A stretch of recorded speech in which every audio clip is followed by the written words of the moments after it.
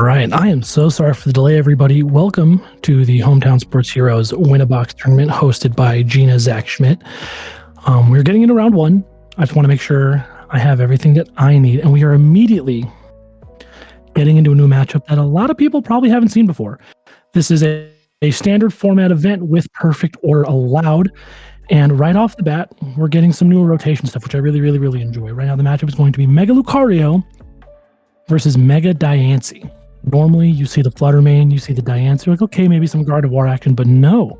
Newer list that I even haven't seen yet, we have the Duskull line. You see the Duskull on the stage right there for Mega Diancie, and I'm very curious to see how fast this deck goes. Normally, when it comes to the Psychic decks in format, they're not going very fast. Guardy's trying to slow it down, get her energies, this, that, and the other, but this is something completely different. We might see, maybe we have some Turbo Psychic going on, and I really like that. We're going to see how that new Psychic energy plays. I'm just going to go really nice and easy into it.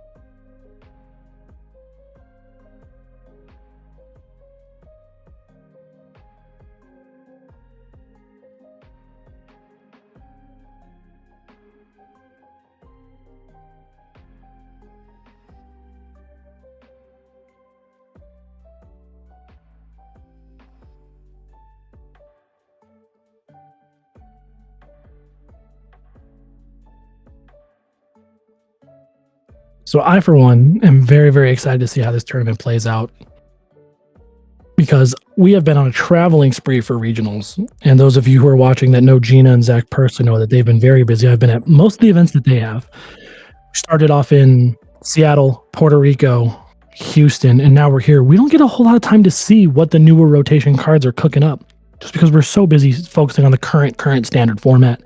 And now we get to see some of the best that we're going to start building here in the newer rotation. I really want to see where this goes.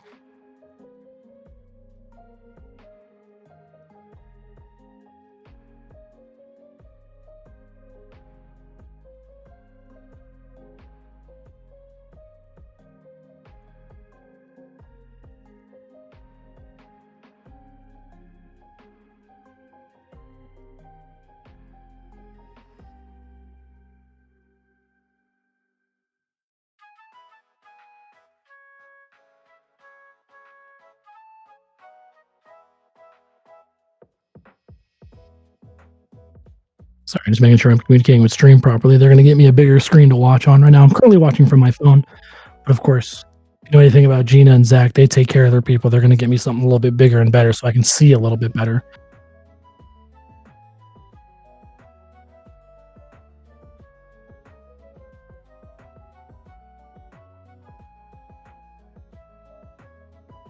So obvious things that I see in this matchup, just immediately looking at it, you look at Lucario, you look at their opponent's cards are pink. Lucario plus pink cards don't really go very well, and I'm very curious to see what they kind of have in store that they can get themselves out of this. You put up your 3-prizer Mega Lucario, they don't have to respond with a Diancie if they don't want to. They can just attack with Clefairy later on in the game. So right now, yes, they're threatening the Diancie 3-prizer versus 3-prizer. Later on in the game, Clefairy can kind of do it. And I don't know if Hariyama's going to hit big enough numbers for this stuff to work, because every Psychic card, it's one of the only types cards in the game that really, really almost always has a resistance. Most of the time, it is unfortunately fighting.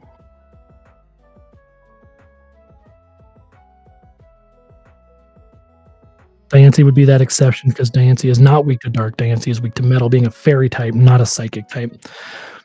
But again, you throw up Clefairy, even Latios can start to tank hits if you really, really need to. If Lucario goes to the point where they're not going to overbench, they want to play that small bench game, let the Clefairy do less damage by not giving them damage to your bench. That's where Dusclops and Dusknoir just come in. It can just make up any damage that you need. This matchup seems very, very rough for Lucario, but I'm very curious how this is going to play out. Unfortunately, it is just the best of one right now. We are in Swiss rounds, and you might not have time to actually make that adjustment. How many times has Nathan, our player on the right, the Lucario player, played against Mega Diancie? Mega Diancie Ghosts, excuse me. Normally, when you see the Ghost decks, they're ready to go. They're popping fast. They're spreading the damage quick. One game might not be enough to fully adjust your game plan. But then on the other side, playing the Psychic deck, you might think, oh, I'm fighting a deck. Nice and easy. I have weakness on everything that they do. Should be a piece of cake. They pull out some stuff that you're not ready for. You don't have time to reevaluate the situation. It's like, oh, I goofed up. I already lost the game. Now I'm just 0-1. It's not, oh, we're going game 2. We're now going into round 2. And you just need to hope that you run into them later on.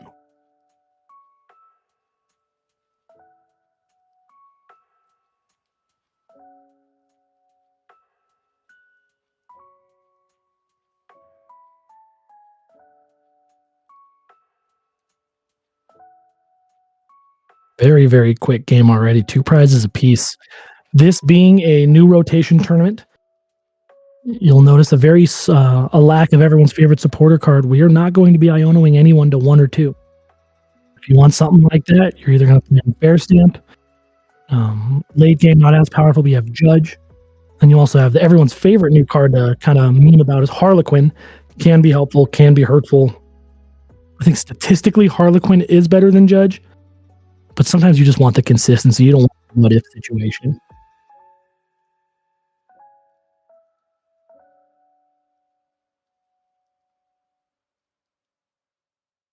Just like I said, nice and easy. Diancie just gets to pull up, discard 2 energy, swing for 240. Normally not enough. But then we have that weakness. 240 immediately becomes 480. And Mega Lucario is kind of a sitting duck to the Psychic type prowess.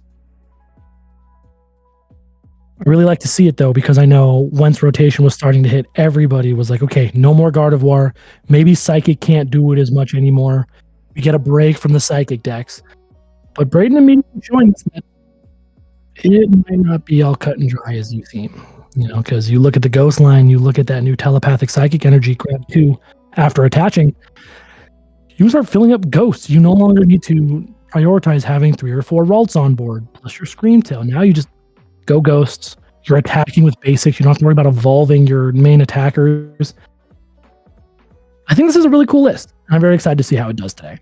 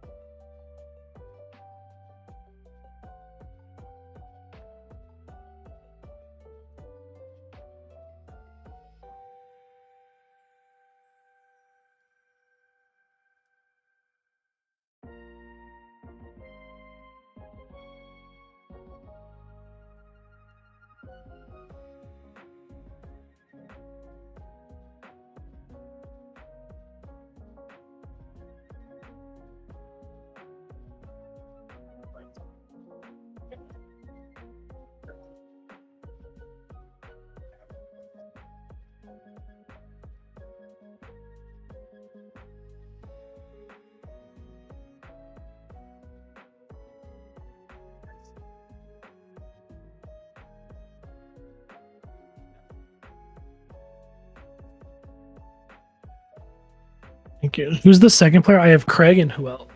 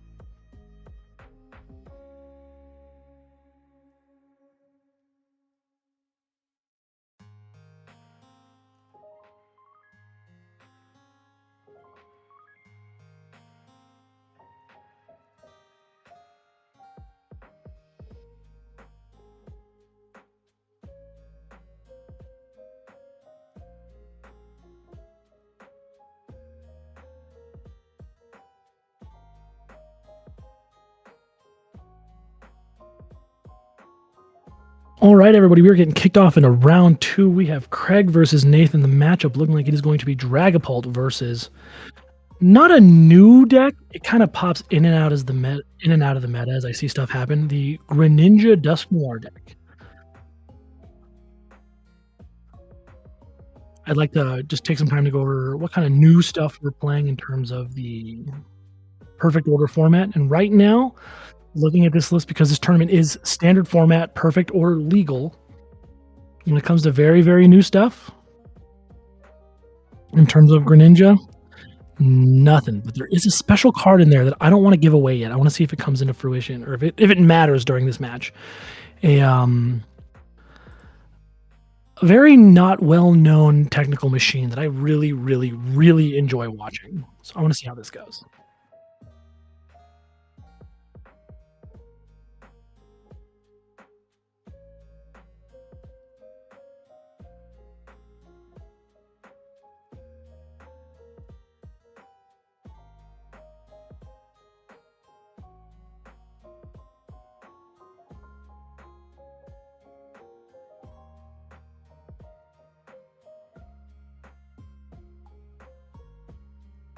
This is going to be a weird one. So these lists, at least one of them does.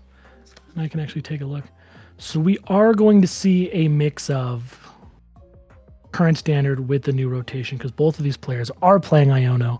We're going to get a little bit more of a standard end game in my head when it comes to the Dragapult player. But Greninja is not a deck we see very often. So I really, really want to see how can it compete with the fun little...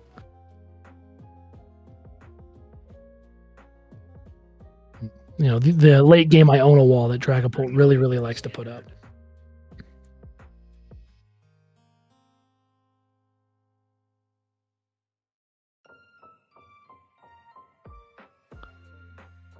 Take a look really quick and see if I can find any cool spicy stuff on the Dragapult list. Right now, looking pretty standard, which is totally okay. Sometimes the deck just works. You know, Limitless... If you look at a specific deck, I believe Dragapult, there's a specific 60 that has way more results than any other list or archetype has been shown on Limitless. And I don't mean like a one card change. I mean a pure 60 has so many results on Limitless.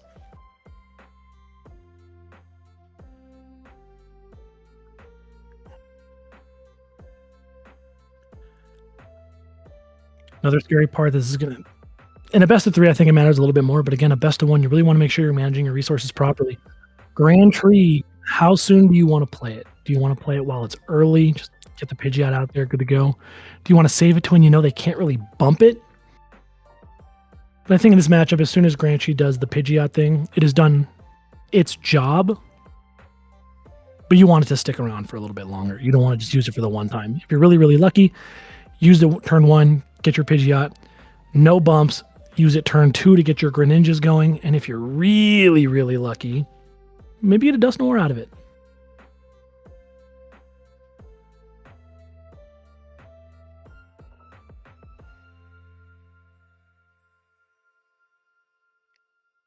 All right, Hilda played by Craig. We're going to grab a Frogadier and an Ignition Energy. Ignition Energy was a huge help for Greninja. There's a weird... Very fun interaction when Greninja EX came out. The fighting Terra with the bench snipe was with double turbo energy. And there's a very fun, weird worksheet that shows you exactly how the attack step is done. And thankfully, Ignition Energy is able to work that exact same way. The way that it would work is when you select your energies to discard, you select energies to discard, do the attack, and then discard them. That way, Ignition Energy is safe to use because Ignition Energy does get discarded after it's used. Or after the end of your turn. And then also, like double turbo energy, the -20 would still be there, even though it doesn't matter in this format now. But just a cool little tidbit on how the old version of this deck used to go. I remember having to bring up that judge sheet many a times when it came to trying to figure out exactly how Greninja EX works, and it's a fun little process.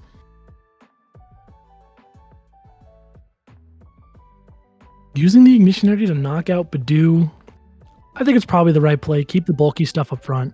Dragapult doesn't look like it's going to threaten Pidgeot right now because it would need a Dragapult, your Neo Upper, Rare Candy, and Dusknoir to take the knockout. So All in all, fantastic play. Keep the 280s up front, keep it bulky, keep it safe. Free retreat next turn, you're good to go because with their ignition energies, you can power up Greninja in one turn.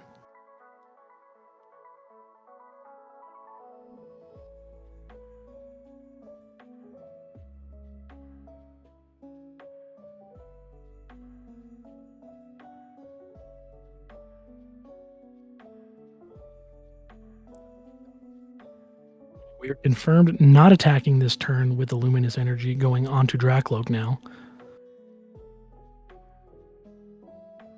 Even smarter play that I didn't notice. So Craig actually took out his own Grand Tree with Pidgeot's attack. They are not going to let Dragapult either get a free Dragapult or a free Dusknoir. I said they needed all these pieces, but if that stadium was there, suddenly you don't need two of them. Now you just need Neo Upper Dragapult. If you have a Hilda in hand, you now have the KO on Pidgeot, and Craig's board would go to nothing. Discarding the stadium, super smart play right there. Jamming Tower, I want to take a second to see how impactful that is in a matchup like this. And honestly, except for that one special tool that I'm talking about that I'm hoping we get to see, if there's one thing that I want to see today, it is that. Give you guys a hint. It hasn't been played since Cloth Cramorant, if you remember that deck. Cloth Cramorant was such a goofy deck that wasn't super meta, but it was just good enough. And it played a certain TM called TM Crisis, that if you were on one prize card remaining, you can use that attack instead to do a lot of damage. Cramorant's ability, if you had 4 cards in the Lost Zone, you got to attack for free. You got to use Crisis Punch for free in that case as well. Super good end game swing. And you can kind of force yourself into it with these Dusknoirs. So if Dragapult's not careful, takes a 4-prize knockout, but the Greninja player only needs 2 prizes left, you might be able to pull away with a Dusknoir into a Crisis Punch and take a really big knockout. Doesn't happen all the time. It's a 1-of for a reason. If it was super, super good, probably maybe a 2-of. It's just a last-ditch effort. Doesn't look like a like a main play. But with the Ignition Energy, it might bring it more into fruition. You no longer need the lost provisions that Cramorant was giving us with the free attacks. Now you just attach the Ignition and you're good to go.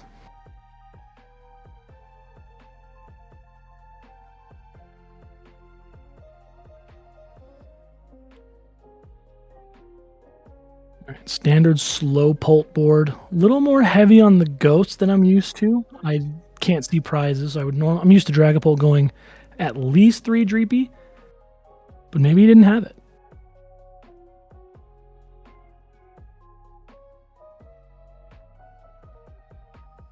We're going to Hilda Water Energy, Dusclops, just setting up for a good board. If Dragapult's taking its time, take the extra time that you get with it as well. This is a scary spot as well, because if that Greninja EX could get the attack off right now, Dracloaks are not Terra. What I mean by that is Greninja's ability to snipe the bench is now exacerbated by the fact that you don't have that Terra bench barrier to save your Dracloaks.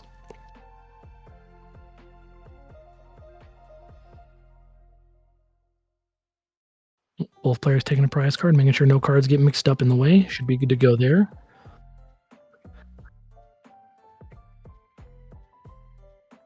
It looks like we are just going to get a Shinobi Blade from Greninja. What that means is they get to search their deck for a card and just put it into your hand. One of my favorite decks of all time, Arceus V-Star, had a V-Star ability that lets you grab 2 cards once per game.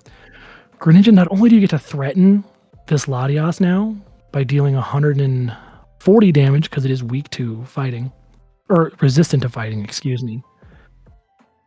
Sets it up for ghost plays later, and then you take a big knockout on either 2 single prizers or these ghosts on board.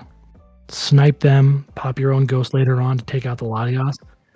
A lot of pressure on the board right now from Greninja. I'm really, really excited to see how far this deck can go. Greninja's kind of not a mainstay, but one of the favorites when you see him. He's not super popular, super meta, so it's really, really cool when you see him. People who played back in the VMAX days, everyone loved Rapid Strike, Urshifu, and Teleon. It was a good deck. It could be oppressive if it wanted to, but it just was never the levels that Mew was or anything like that. So it was enjoyable when you saw it. And I think that's what Greninja's slowly turning into now. But looking at the board state right now, Greninja might be in a little bit of trouble. There is a world where Latios doesn't have to be a detriment. Latios could actually be an attacker in this deck. So how you would set that up is you just throw out a Psychic Energy, or honestly, you could throw your Fire Energy on there as well. And then you use that double turbo energy, or not double turbo, excuse me, Neo Upper Energy, the A-Spec, to make sure that you now have 3 energies. You hit the double Psychic cost that Latios requires, and within 2 turns of powering up, you now have a Latios that's ready to go. And against Greninja, you're unfortunately a fighting type. Psychic types are going to wipe you out nice and easy. That would decimate his board. However, we already have 2 energies on the Dracloak now, so it looks like we're just going to go for ready for Ghosts, ready for Dragapult when the time comes. We are going to pop the Dusknoir.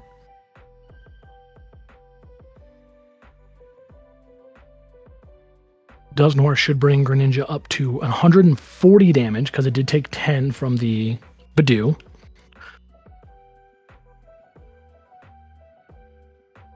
We still have 170 HP left. Where are we going to get this? Is he going to hope to Iono into a Dragapult? Just retreat and swing, finish it up there, put more damage onto the Pidgeot? If they find the Dragapult here, it is going to be very difficult for Greninja to come back from this.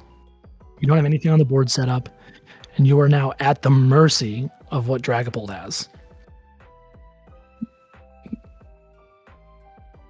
With that promotion, it looks like we found it. And there he is. Dragapult comes down. Gonna take the knockout onto Greninja EX, throwing 6 damage counters onto the Pidgeot. That put Pidgeot up to 70 damage, so 210 left.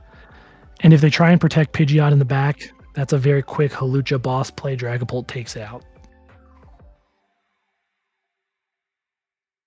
The math is going very heavy into Dragapult's favor right now. Greninja just couldn't establish much of a board, as you saw.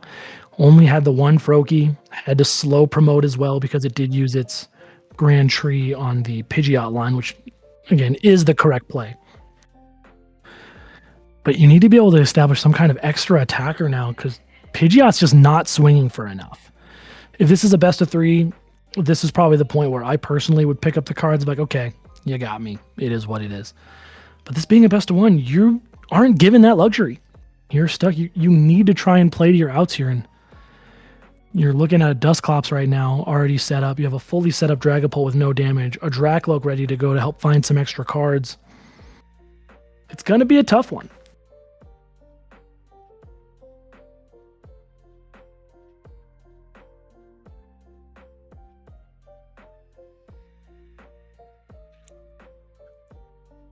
Wish I could see a little bit better into what they're eyeballing. Flips a card upside down.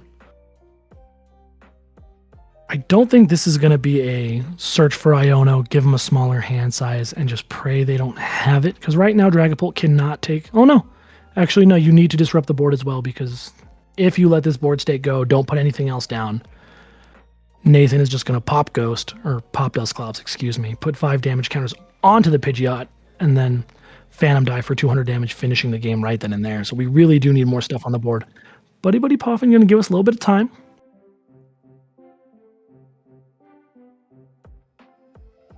Oh, we bring out the Klefki. Are we going for a retreat lock kind of play? Bring up the Latios, promote Klefki, shutting off Latios' ability to be able to switch out.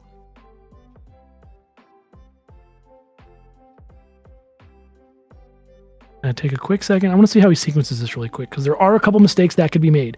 If he retreats this Pidgeot into Klefki right now before using Flip the Script, he will shut off his own Fezandipity. It's going to be a really bad time for our player if he does that. Good. We flipped the script first. Nice and easy. Good to go. Going to get to look at 3 cards.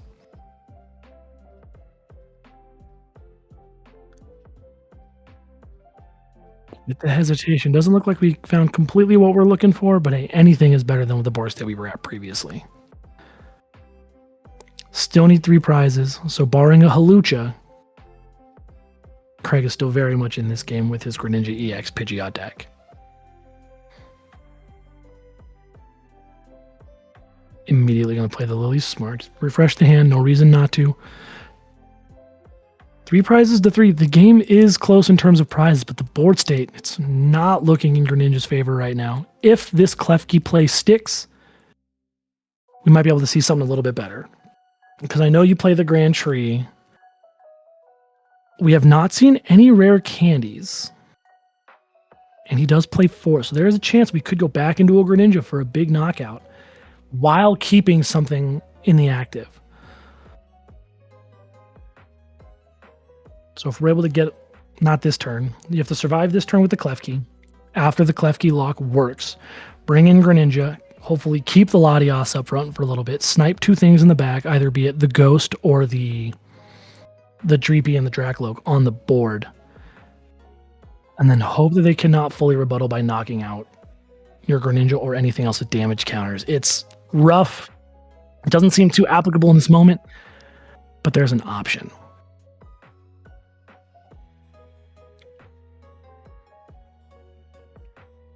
A little more curious about the Klefki plane now with him promoting the Badoo. Maybe you just put Badoo up front. Sorry, excuse me. You have Klefki on the board so that when Badoo gets knocked out, you can promote the Klefki, but then you're stuck in the active if you don't have a tool to get them out. And a Stadium Bump because Jamming Tower is still in play. I'm not sure what the Klefki's doing right now, but there's a reason Craig's up there and I'm behind a mic, right? Let's see what they have in store. Nice, easy, Dragapult turn doing its thing. Everyone will Recon Directive into another Dracloak to then Recon Directive again. It's kind of like the Mega Box players always having Precious Trolley turn 1. It just works sometimes.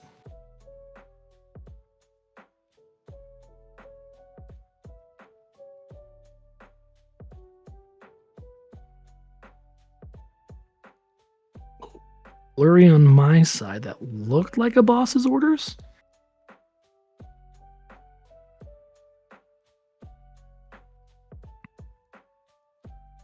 Yep, I was correct. Found the boss's orders. What are we? Yep.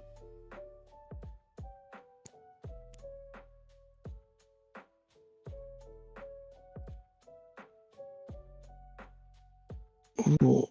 I don't know if I agree with this play. Setting Craig down to 2 prizes could mean if we get the Greninja EX going this turn, you only need to kill the 2 Dracloaks if they don't evolve. And I don't know if that's exactly what you want. The damage on the Latias is also there. A quick boss into a Shinobi Blade if he gets the rare candy Greninja afterwards could take it. I don't know if giving Craig that prize right there was the correct play.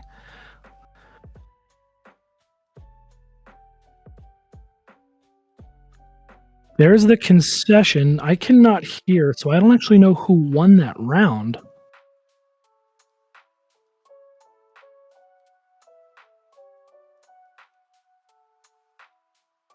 Let's see if I can get some clarification right here on stream.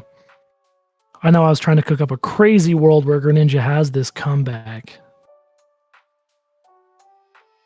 But I don't think we got there, and that's why Greninja conceded. I'm clarifying with the stream right now to give us some answers.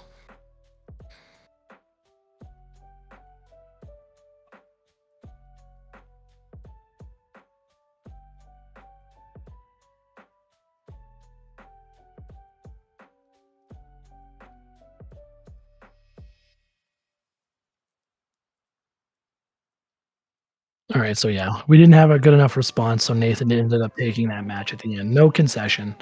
Just pretty much knew the game was over as soon as their turn started. Dragapult's going to take the dub over Greninja. Not a bad game. Definitely could see Greninja taking that in the future if the we were able to establish a little bit better of a board.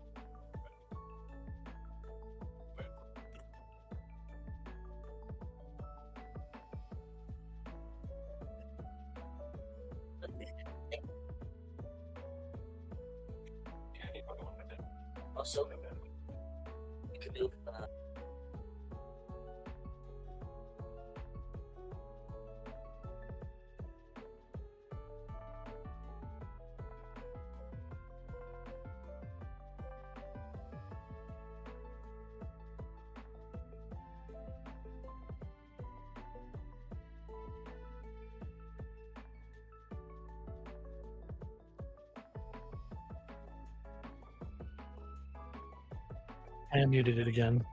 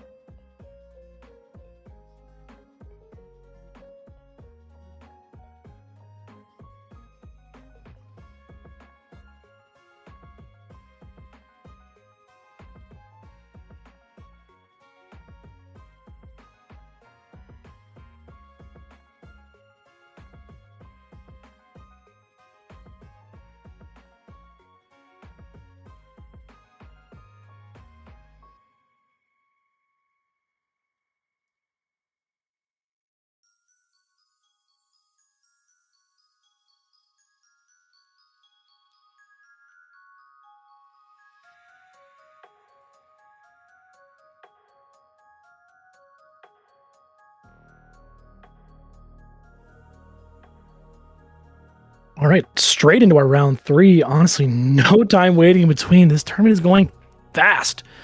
Nothing really going to time, nothing taking that long at all.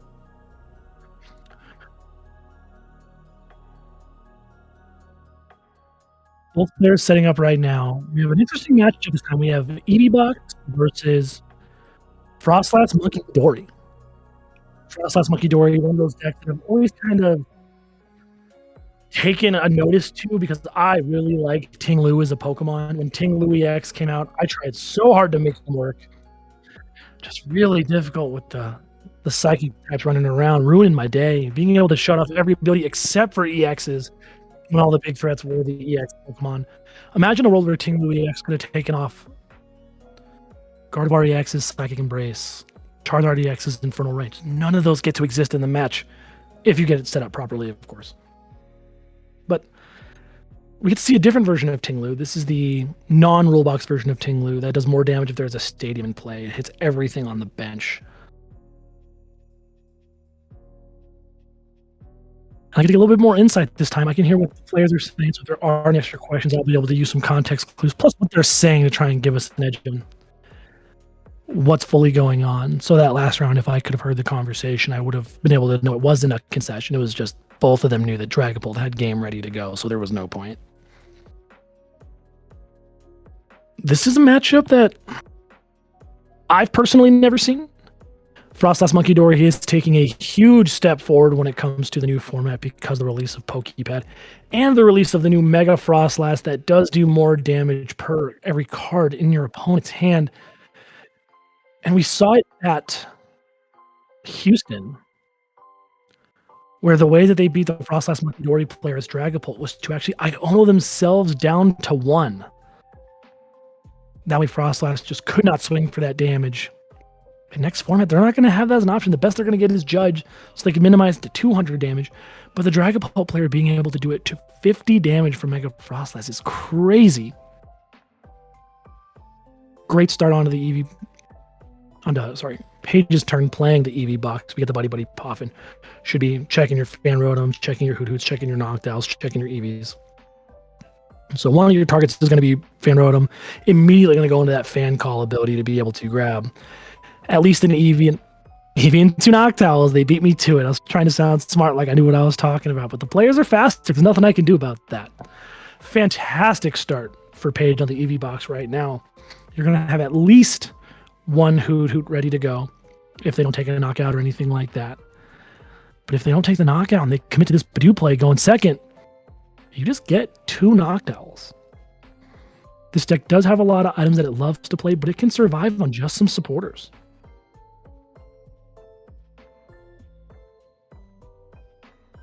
If you Badoo EV box, you might accidentally just give them Crispin Sparkling Crystal, and now they're just going, and there's nothing you can do to really stop this play.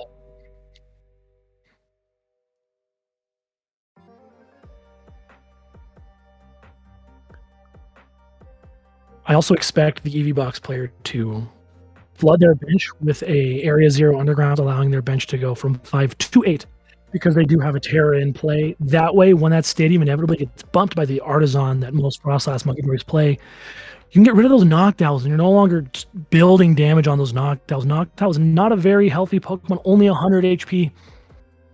Frostlass Monkey Dory is ready to take 4 or 5 knockouts in 10 turns. They're happy to wait or just Adrenaline Brain everything back and forth to speed that up. You need to get those low HP liabilities off the board before the Frostlass Monkey Dory can fully take advantage of that.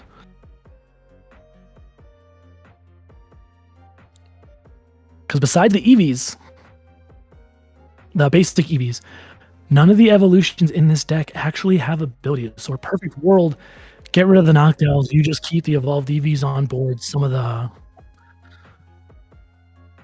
the extra Terra cards that they're going to play, whether it be the Wellspring or the Teal Mask. Honestly, looking at this list, there's a couple of Pokemon without abilities that could do really, really well that you can just use. You can use Wellspring, Flareon, Leafeon, and that's your whole bench. Latios isn't going to help you retreat like that anymore, and you're kind of good to go from there. You cannot give them a chance to really build up these damage counters. Now, what that would mean in turn, the Frostlass Monkey Dory player is going to have to turn into a Infusion style play where you're just hoping that they don't get to attack over and over again.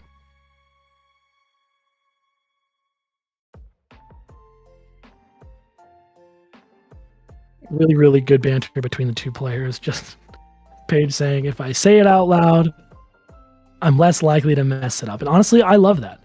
There's no reason to try and keep your plays in if you're not 100% sure that you're going to remember.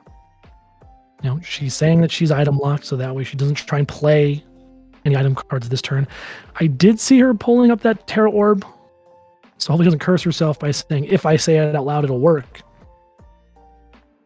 Already eyeing up the Area 0 and the Sparkling Crystal. We have one bench space open. Do we have a play for Wellspring? We would need to find a way to switch, so I'm not fully seeing it right now. You need a lot of pieces to actually get this to work right now. Let's see. Yeah, this is no jet list, so the only way this deck has to switch is manually retreating or Latios. Wish I could see her whole hand, because she does have access to 2 Noctowls right now. She could play the Area 0. Area 0 Sparkling Crystal, play Area 0. You saw the Latios in her hand. Play Latios. If there's a way to search with Wellspring without using items, you're a little bit better to go. I think Paige was building up a really, really good play in her head and then realized the Terra Orb was a key piece, and I think it's exactly what I was talking about in that situation. Play the Area 0, bench Latios, bench Wellspring, Sparkling Crystal onto Wellspring, second Second knockdown would grab you the Terror Orb and the Crispin, both for Wellspring itself and for the extra energies attached through with Sparkling Crystal. That would give you the chance to just take out the 2 Snowruns on the bench right away. But again, Badoo doing what it does best, item locking their opponents. We're still going to grab the Sparkling Crystal. The second one in my head, it's still Area 0, but we're going to go for the Lilies instead. A little bit of hand refresh. Maybe hoping to draw into something a little more useful. Do we bench the Latias here? Oh, wait, no, we didn't grab Area 0.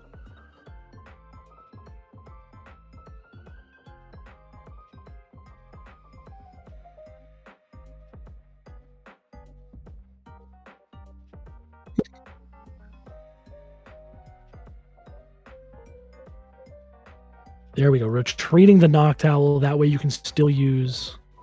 Or retreating the Hoot Hoot. That way you can still use Latias's ability before evolving.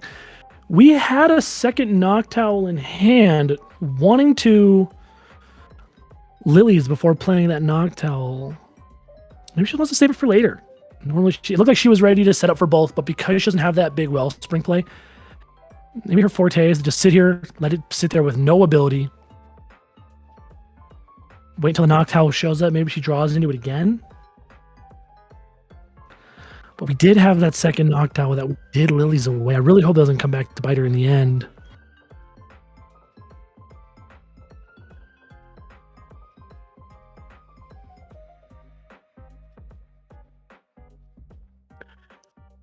Love when players talk to each other and themselves.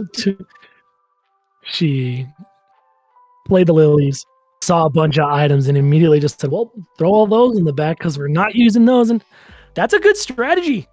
There's no reason to keep the item cards out front and ready when you can't use them. So you might as well just tell yourself, get back there. I can't use you yet. I'll see you on a turn when I can.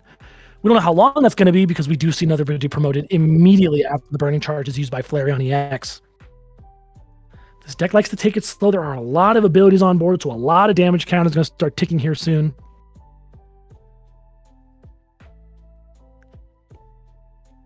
Let's see what Pokegear finds us.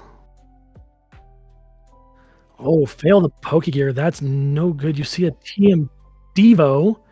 Not going to help us in this turn right now. But the good news is those Eevees do have really low HP. If you're playing the boosted evolution, the 50 HP Eevees, it takes a lot less to get there than you think.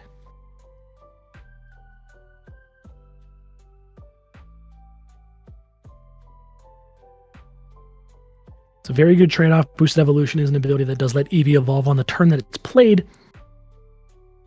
But right now, it's just on the bench. If these Frostlasses come out in 2 turns, it'll be done for, because then Monkey Dory can throw some damage over as well. Take it out completely. Or if they evolve, throw some damage over, and then use that Devo to really go for something nasty later on.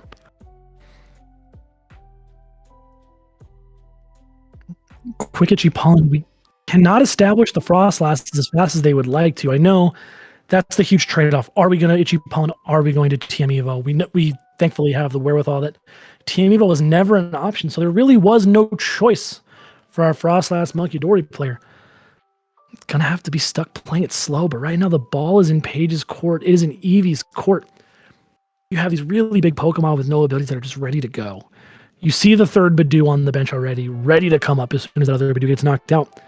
But is it enough? Is giving your opponent 3 turns or 3 knockouts in a best-of-1 format? That's not how we want to do it.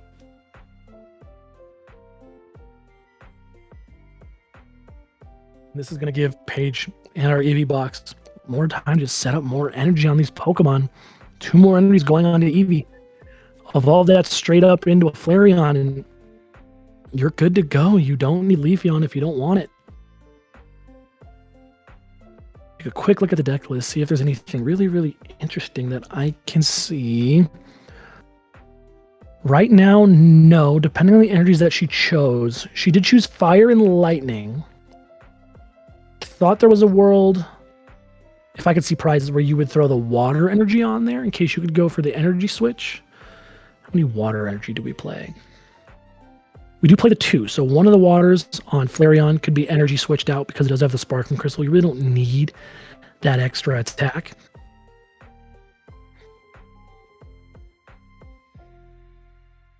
And as we hear Vincent saying, just have to itchy palm because he bricked.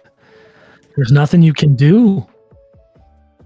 You got the Tinglu on board, but it's not going to be enough damage to spread. And I think with that, Eevee's going to be able to take over this game.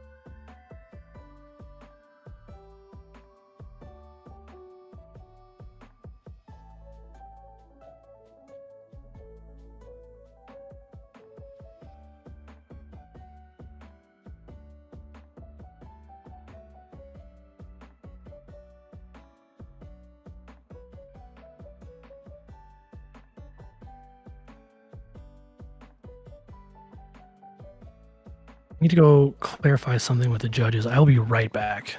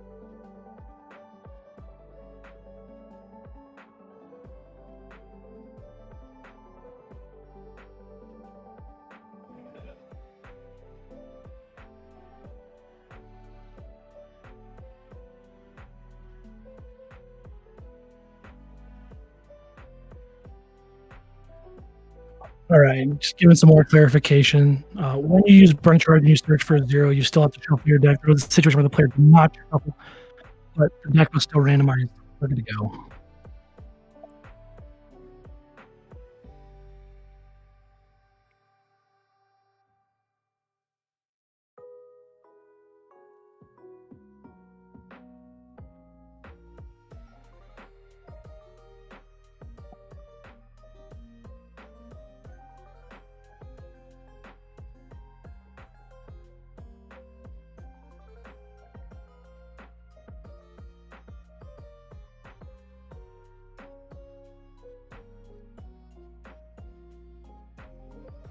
Yep, we're good to go. Judges double checked everything.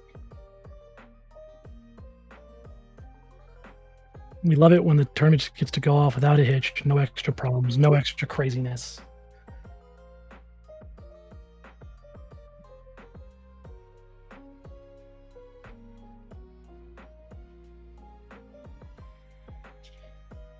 Let's see.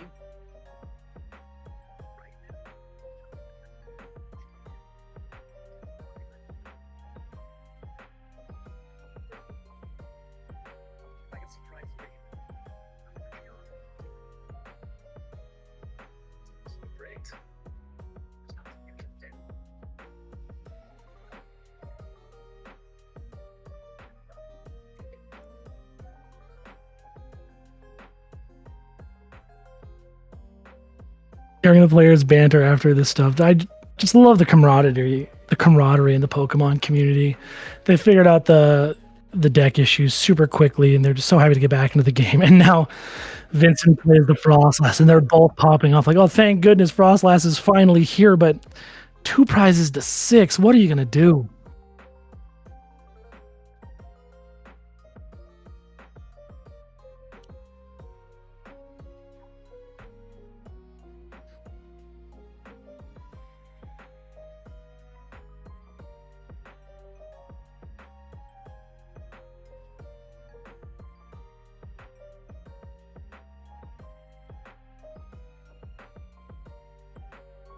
Now the biggest problem is too only 2 prizes left, but now Eevee is unlocked do whatever they want. They did not get Itchy Pollen.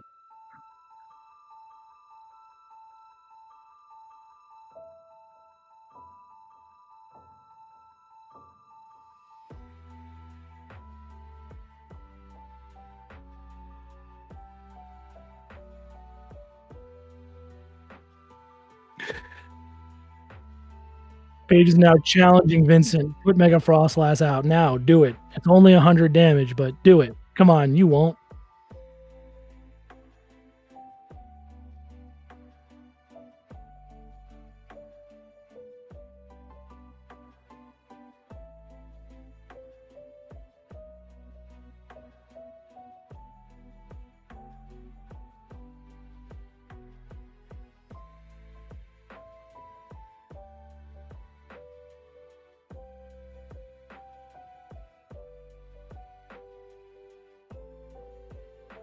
We are now at the very scary end game for this matchup. There's still a Hoot on board, which immediately means that if there's a Noctowl in Paige's hand, she can get herself out of whatever retreat lock stuff that they have right now. But swinging into the Latios with Ting Lu, you're going to do 0 damage to the active. Maybe just want to make sure you brought that up so that way the damage onto the bench is going to do more per everything.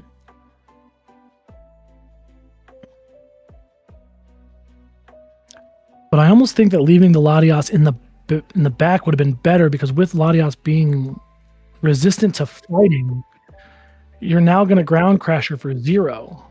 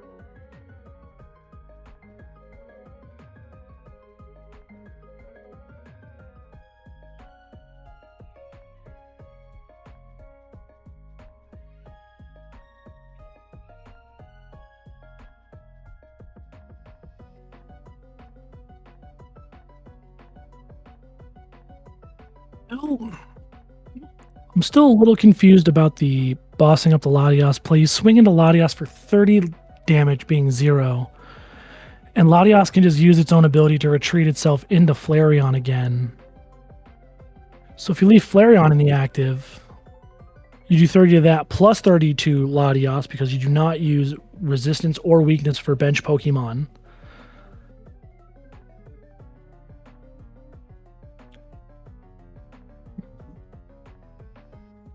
Lots of damage counters all over the place now.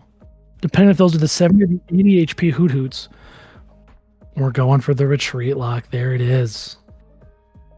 Late game Sudowoodo. We love Impound for 0 damage. And if I look at her deck right now, there is a grand total of 1 card to bail them out of this situation. Paige does play 1 switch, but you need that 1 switch to be both of your prizes.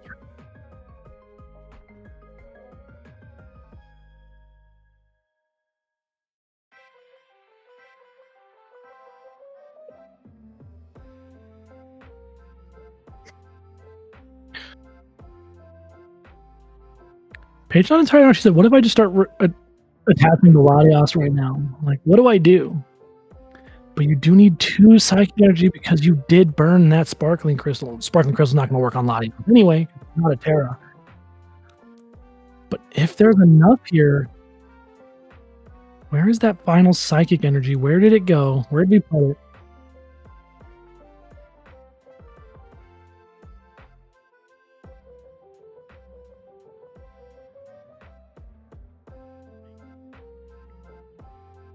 This one of our first matches is kind of going the distance time-wise. It makes sense when it comes to Frostlass Munkidori, especially with the full start that the Frostlass Munkidori player did have. We're slowly building something back up. If that switch is in the prizes, this Latias is stuck. We know. As soon as I say we know, I get cursed. The second Psychic Energy was in their hand. I couldn't see it. Clock is ticking now. Do you bring up a Noctowl and do it again? Don't let her swing. Counter Catcher one of the Noctowls for a little bit. They all have 6 damage counters on them now, I believe. Yeah, one has 6, one has 7. So would at least buy you 1 more turn because you will be impounding for 0, Noctowl being resistant to fighting.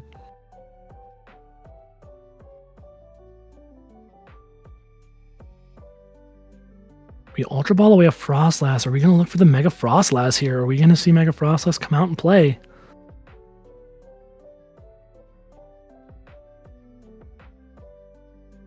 Looks like we're eyeing up another Ting-Lu.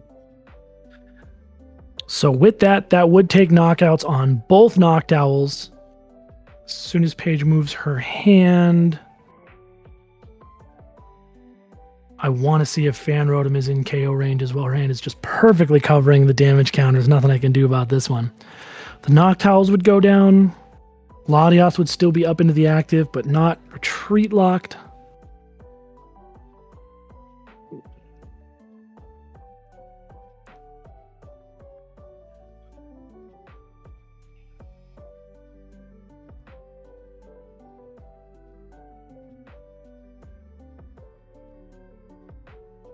All right, Vincent not done searching his deck. We got to see exactly what he's looking for right now.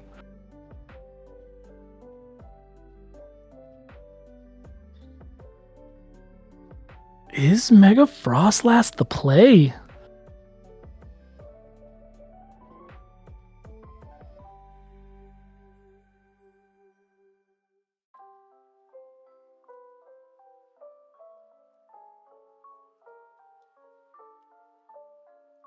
Another counter catcher coming up. We could see a lot more stuff going on with that, but I'm just not exactly sure where his thought process is right now.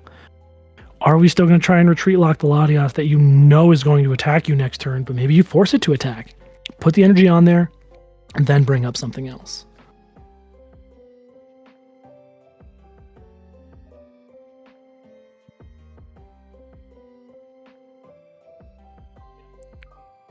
Counter catcher up the Pheasantipity now instead.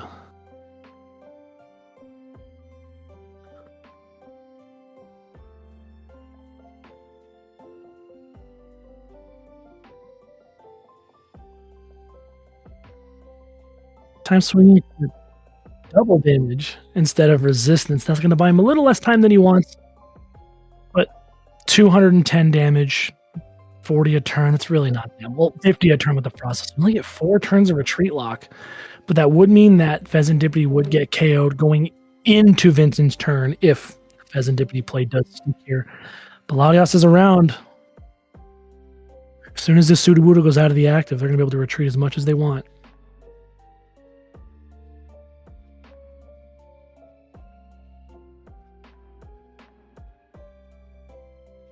Love hearing what these players have to say. If I get the top deck of a lifetime, I'm going to cry, and I didn't. This is where bumping those Knockdowns with Area 0 would have been a really, really good play. Knockdowns are in the discard then. You can Night Stretcher them back, play it on the Hoot Hoot. Good to go. Just couldn't get that going. Frostless Monkey Dory is doing a lot. Charging up another attacker with Crispin. She said, do it again. I wonder, does that mean she's going on to the Fez?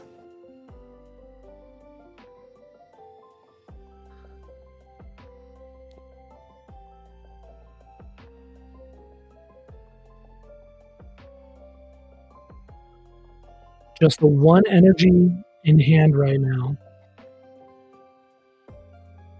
If you play Crispin for one energy, that energy does go to hand. You do not get the free attach. So if Paige wants to attach this energy, it does have to be her attach for turn. There are a couple other options that EV boxes do play. They do have the Glass Trumpet plus energy switch. Her hand is just full of energy now. I bet she would have loved to have a second one in her deck. Go for the full rainbow. You Night Stretcher for the fire. Just enjoy having just a bunch of pretty energies in your hand. Is this Sudowoodo going to seal it?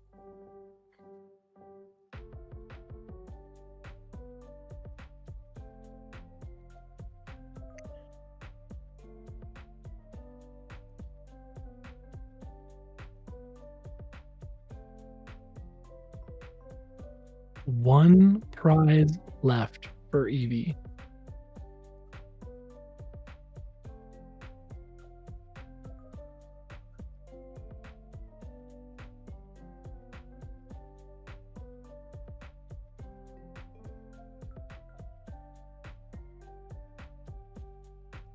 Making sure all the damage gets ticked up from these frost lances. I know Vince would love to have extra frost lance outright do more damage. 4 prizes to 1. There's not a lot left, but if there was another energy in the deck, that Chris would have done so much for you. There's the Mega Frost Lance. Do we see counter catcher on Flareon?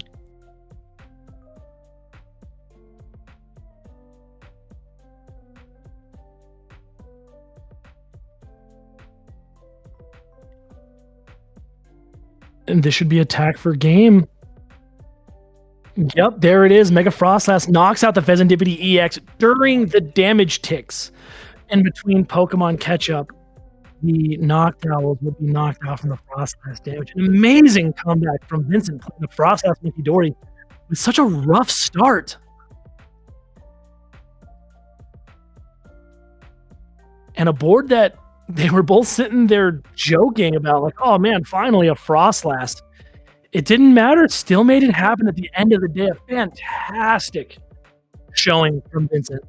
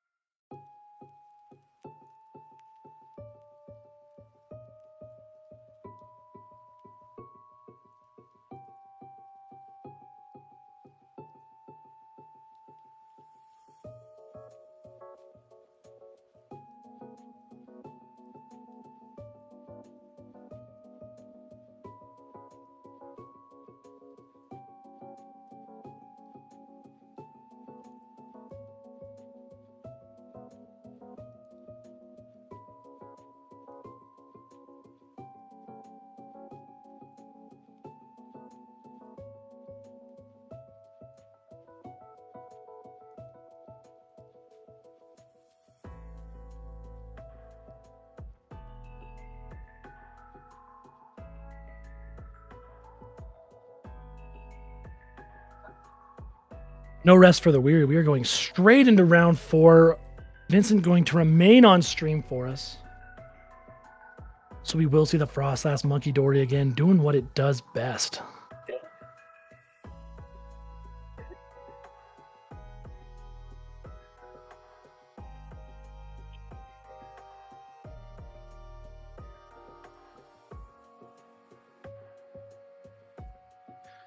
Trying to pull up deck lists here.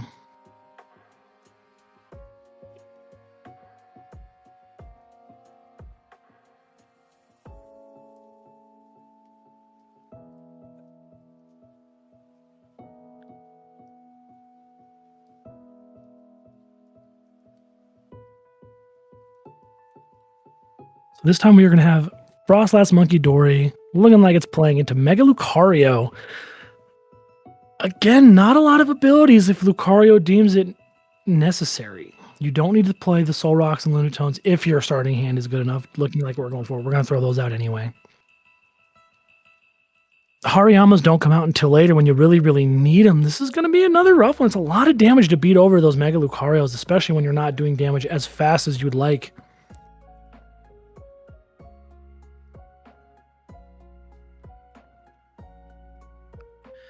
And then when it comes to taking out those Mega Lucarios, you're really stuck with that Mega Frostlass, hoping they can't rebuttal. Thankfully, you cannot knock out Mega Frostlass one-shot with Mega Lucario without the use of Premium Power Pros. But still, can Lucario keep their hand size low enough?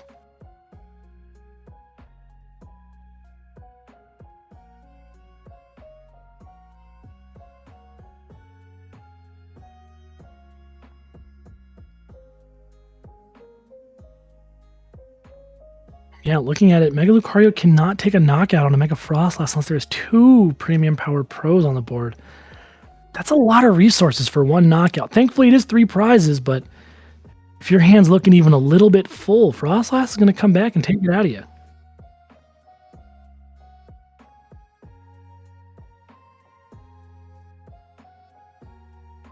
Prioritizing Monkey Dory with the Pokepad. Do we have a way to find Badoo and start our early game item lock that Monkey Dory Flash just loves doing?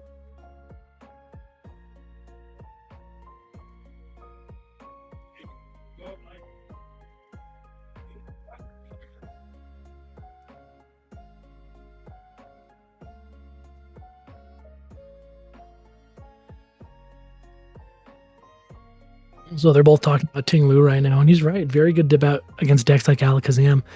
They don't need a lot of HP to be knocked out, and even though you're a Psychic type, you're not taking resistance when you're on the bench. Ting Lu can hit all of you as long as there is a stadium in play. Pokey, you're going to find us something this time. I know last time Vincent played it, did end up whiffing it, but this time doing a little more than it wants to do.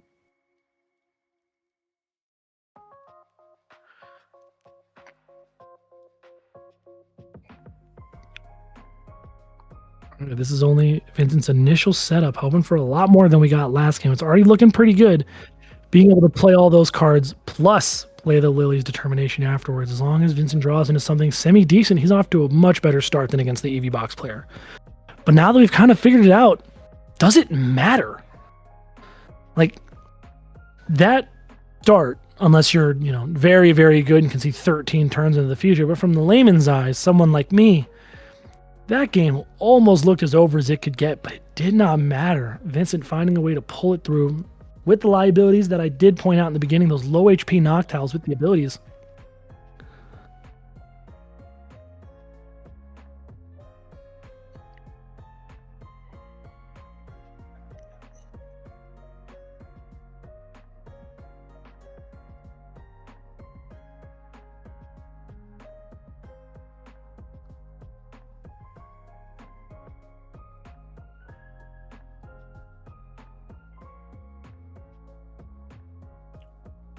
Buddy Poff and a fantastic play onto the Badoo. That way, Madison cannot go for the early Soul Rock kill.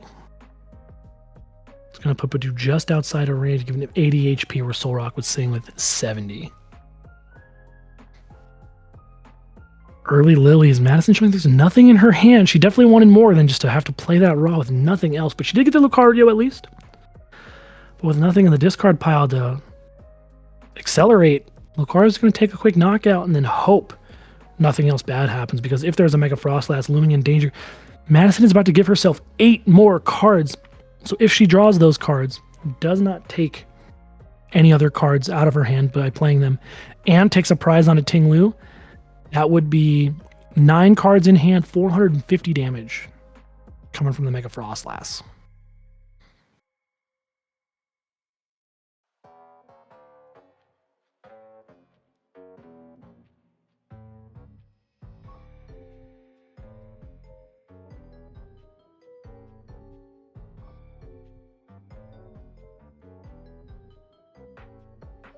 Love that I get to take a look at people's deck lists here and see what they're running for such a weird, fun format, because it is standard format with Perfect Order legal. Now, technically a format that does not exist.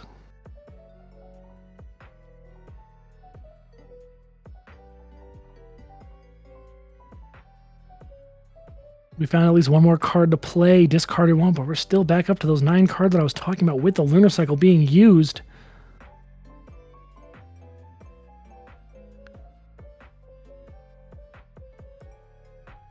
Quick look at what's going on. So we do have the one reversal energy for the Hariyamas being played. I really, really like that. I don't know if it's going to be a huge option in this matchup, but it is nice. Reversal energy, what that does, if it is an evolution non-rule box Pokemon, counts as 3 energies of whatever type that you need, only 1 at a time. And so Hariyama's ready to go in 1 turn, as long as you have more prizes remaining than your opponent. You have to be currently losing the game in terms of prize cards. Once you go back to even or you're winning, you no longer are able to use that energy, and it would just count as a regular colorless energy.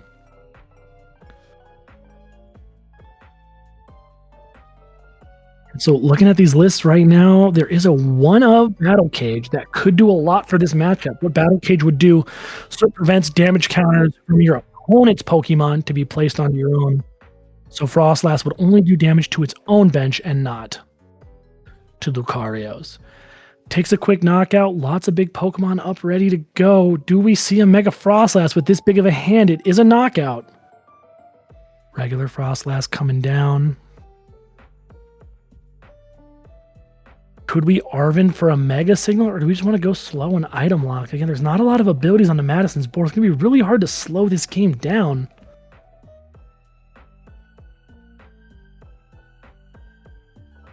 Confirming right now if that play is even possible. The only way to search for Mega Frostlass right now would either be Hilda or Ultra Ball. Obviously, you can Arven for a Hilda, so Ultra Ball could be the play. Unless you just want to, again, take it slow, but you're only bringing damage counters up onto that Lunatone right now. And that's not enough. Lucario's ready to go. He's ready to swing.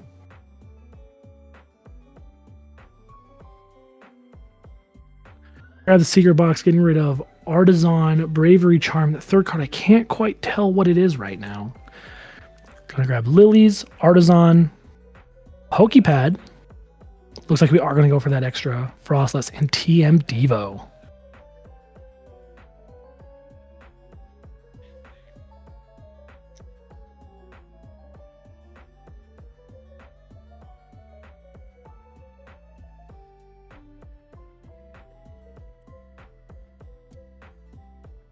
All right, after grabbing all those cards, going to see what they want. Oh, did change his mind from the TM Devo to the Bravery Charm. Totally fine. Eyeing up Frostlass right now. Is that what we're going to grab from this Pokepad?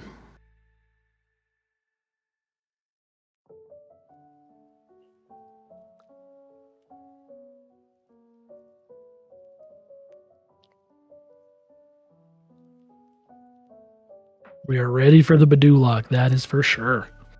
But with less abilities being on the board, I don't know if we're going to see that really slow, quick 4-prize game plan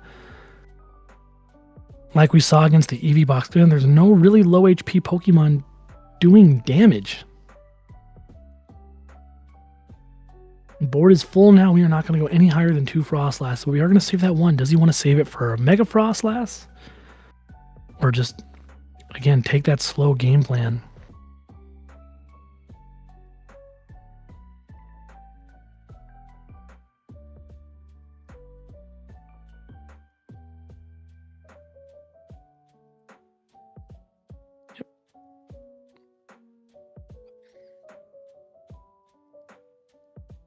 All right, there's some damage on the board, but there's not a lot going on. Hand is already full, ready to take a knockout if Mega Frostlass does come down. But I don't know if it's going to be enough. There's no abilities to throw stuff back onto. The Monkey Dories aren't going very fast either.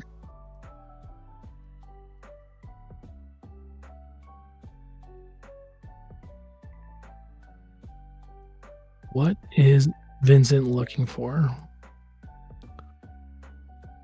At this point, with 2 Lucarios ready to go, I'm not even sure Madison is scared of the Mega Frostlass. But I think the Mega Frostlass wouldn't to come out earlier rather than later, because if Mega Frostlass can take a knockout on a Mega Lucario, they could use Hariyama to boss something else back up, but if they take the knockout, you just re-promote Mega Frostlass unless they do have those 2 Premium Power Pros ready to go.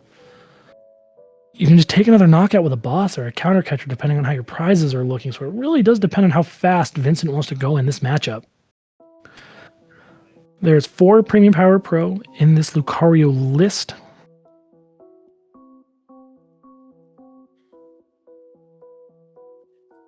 Orajab going to take another quick knockout for us. Another Lucario powered up, ready to go.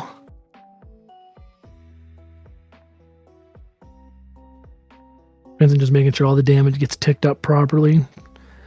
It is unfortunately a skill that a lot of players do not possess fully. I know whenever I try to play a deck with Frostlass in it, I always forget to kick the damage counters over. And then I'm having to backtrack throughout the turn, like, oh, okay, so we did this, and then that was played, and this happened. So just Vincent being on top of it, being able to make sure that his Pokemon and his opponent's Pokemon get damage counters, just makes it easier for everybody. It's definitely a skill you pick up and develop as you keep playing this deck.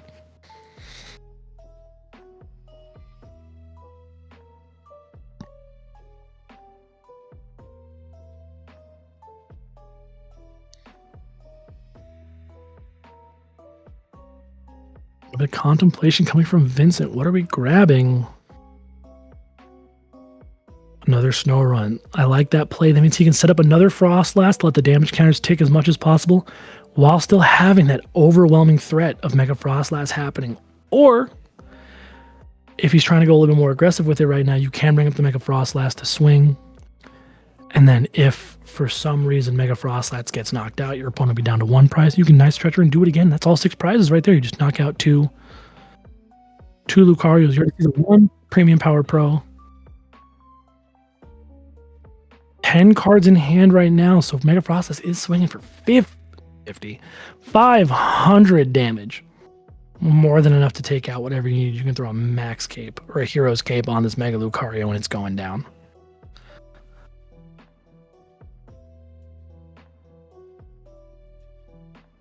Still get a full 8 cards because they have not taken any prizes yet. The options for Mega Frostlass are there, but did we find it? You don't play Mega Signal, so you do need the Ultra Ball. Almost attached that Prism onto Monkey Dory, but honestly, I think he's waiting to see if... Nope. Okay, we are going to attach. So Mega Frostlass is not in the cards right now. Maybe saving it for later. If you are going to swing with the Mega Frostlass and hope that they can't rebuttal with a knockout, that really does mean that, you know, you're really hoping that that 1 Frostlass is going to get the job done. I don't know. This is a much harder slow game to play.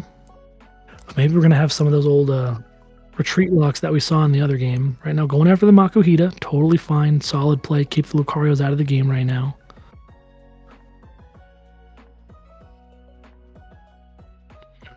Trying to bring 40 damage onto the Mega Lucario in the back.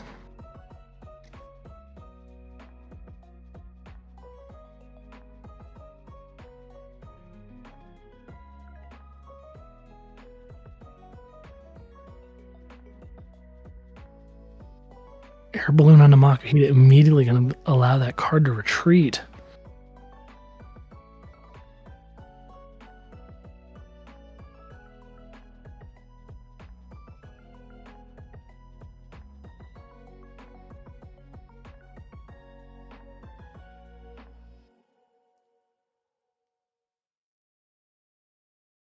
Helped me and my wife get a home loan. Again, damage is not going to start ticking on the Makuhita unless Madison decides to evolve it into Hariyama. Plays Wally's Compassion. Heals all of the damage off Wally's. Right, Bo? Oh, yeah, thanks. Oh. No damage on Lucario no more. That one of Wally's coming in very clutch right now for Madison, just kind of shutting down whatever extra plays that Vincent has right now.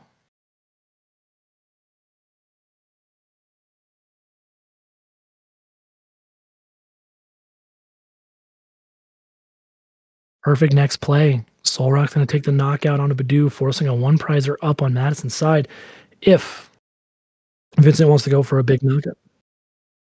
Even better, we evolve into the Hariyama to counter catcher the Snow Run. Mega Frostlass is off the play. 2 more turns in order for that to happen, but if Madison can keep the pressure up, it's never gonna come to fruition at all. We are now 3 prizes to 6. This is the more I talk about it, somehow still Vincent's game to win because we did see how he squeaked out that 4 prizes to 1 deficit against EVBox. This one a little bit harder, though. There is no damage really ticking. Yes, you get a prize on Lunatone here in a couple turns, but is that enough?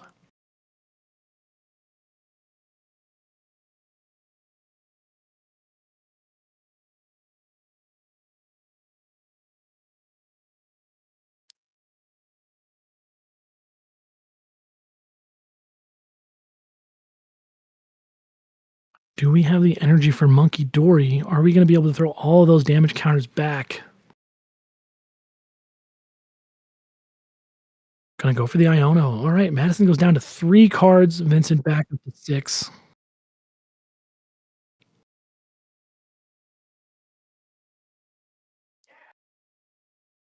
And we see the answer to Mega Frostlass that I was asking about all along. There is the max belt in the list, bringing Lucario's damage from 270 to 320 without the use of Premium Power Pro.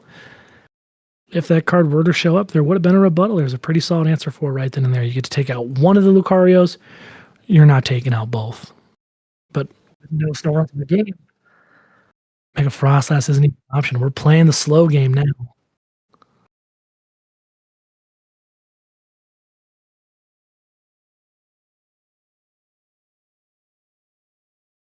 70 out of the 80 damage onto Vincent's board healed off and thrown on a Mega Lucario. Damage takes over. Lunatone will survive one more turn unless Adrena Brain takes it out during Vincent's turn, which is not too big of a problem.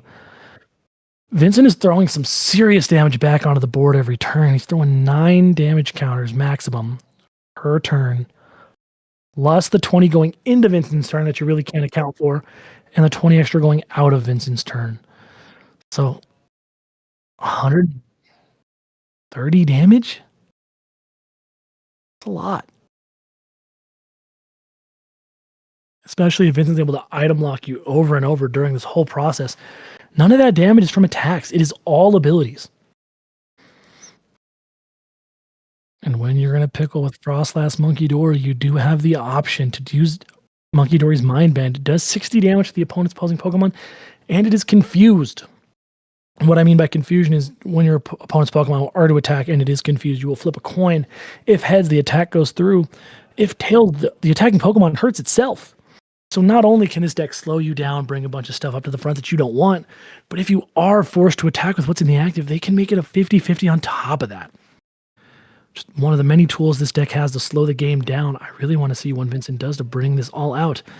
The damage on to Madison's board is building, but is it enough? Because right now it is only those 3 prizes, especially with no Mega Frostlass threat. Now we are fully benchlocked. Mega Frostlass is not a thing at all.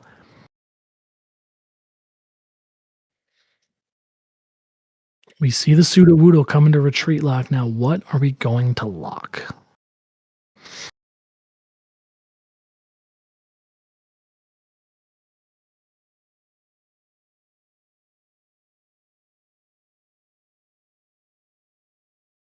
Nine more damage onto the Lucario into the back. That is the only damage it has taken so far. The dice is a little hard to read. Should be 90 damage on the Lucario at the very back, and then the other Mega Lucario in the row with the other Pokemon has 70 damage on it. We're going to impound. Sudowoodo coming back to see if it does what it does best. How well can it do? Not as good as the other matchup because you don't have the Latios to swing for 0 damage.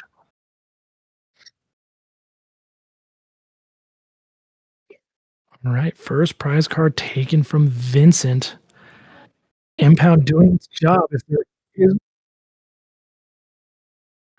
Ooh, Vincent exclaiming, "The win condition for this deck in this matchup is very difficult," and I do thoroughly agree. There's not a whole lot that he can do.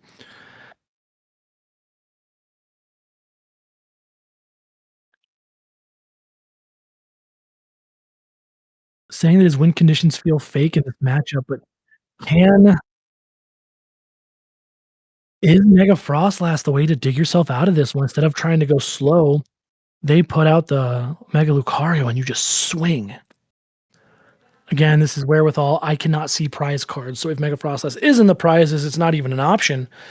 But if it's in the deck, I'm very surprised to not see Vincent go for it earlier on, especially when the bench was a little bit weaker on Madison's side. There was just the one Mega Lucario with a Riolu and 2 energies on top of it. No Mega Lucario yet. Is this a matchup where you just go for a prize trade?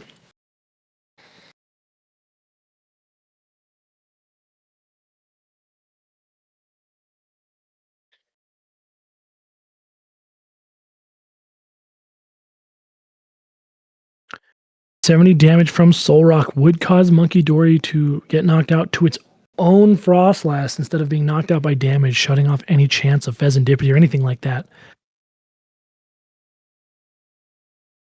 Failing the Artisan, just want to check her deck, shuffle around a little bit, see how that's going.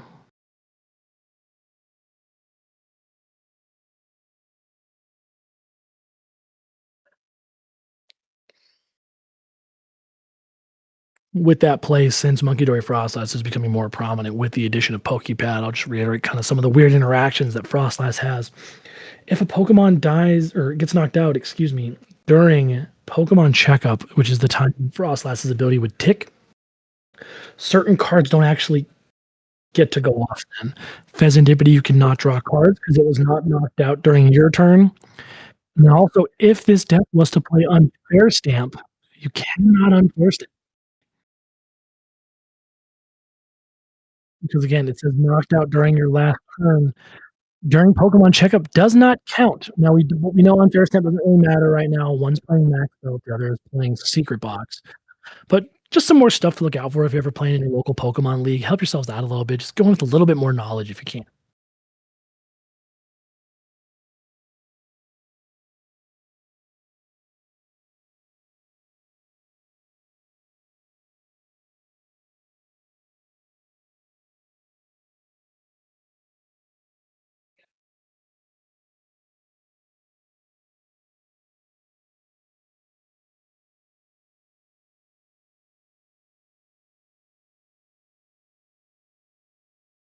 Vincent taking some time to think about what he can do.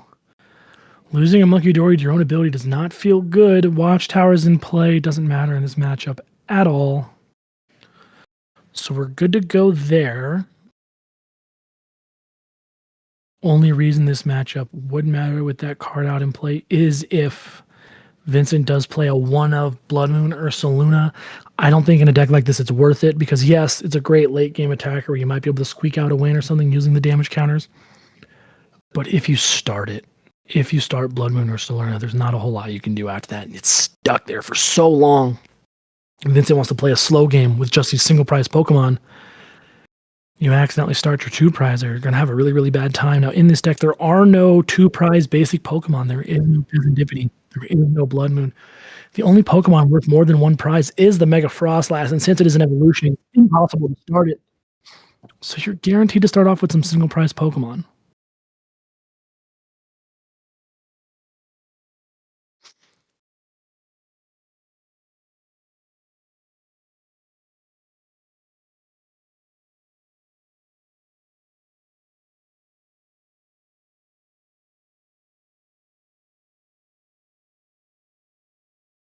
More time to think. Again, this is a best of 1 format, so they cannot just sit here and hope to win 1 game and then stall out the rest. You do need to fully win this game in order to take it. A tie here would be okay depending on their records.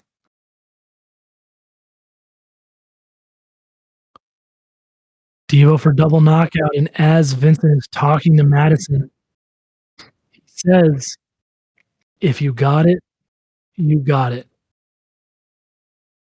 Now, what does "you got it" really mean? None of these Pokemon die to 70 damage. You need a Premium Power Pro and some kind of Gust.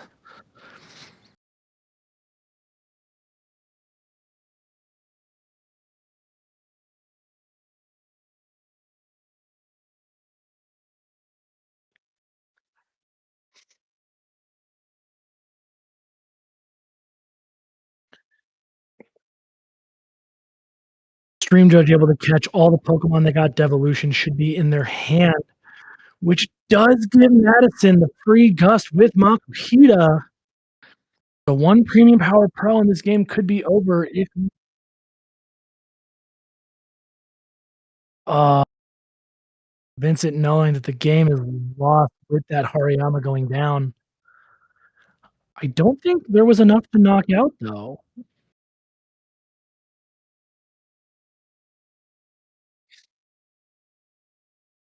Yeah, Vincent just exclaiming, "This matchup is very difficult. Not a whole lot they can do." We're about to head into our top cut. I'll see you guys in just a little bit as we get all that stuff figured out, and we'll see you soon. Thanks for sticking with us.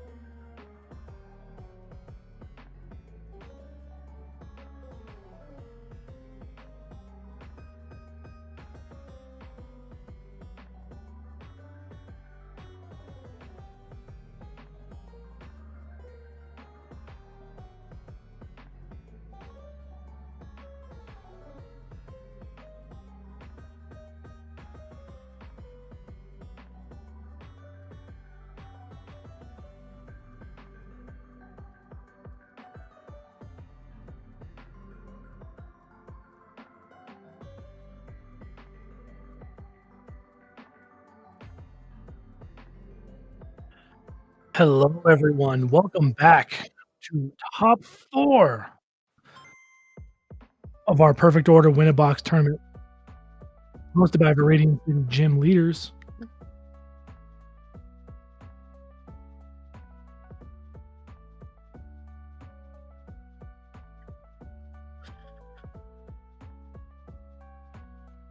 Hello, everyone. Welcome to top four of our Hometown Sports Heroes Cards and Collectibles Perfect Order Win-A-Box event, presented by Gina and Zach Schmidt of Viridian City Gym.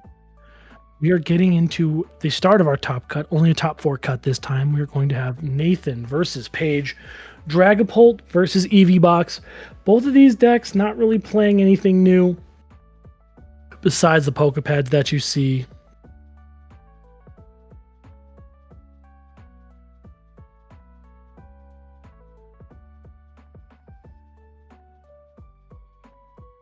Yep, doing one quick skim again. Yeah, nothing new besides the Pokepads for both players. Both players running 4 of them.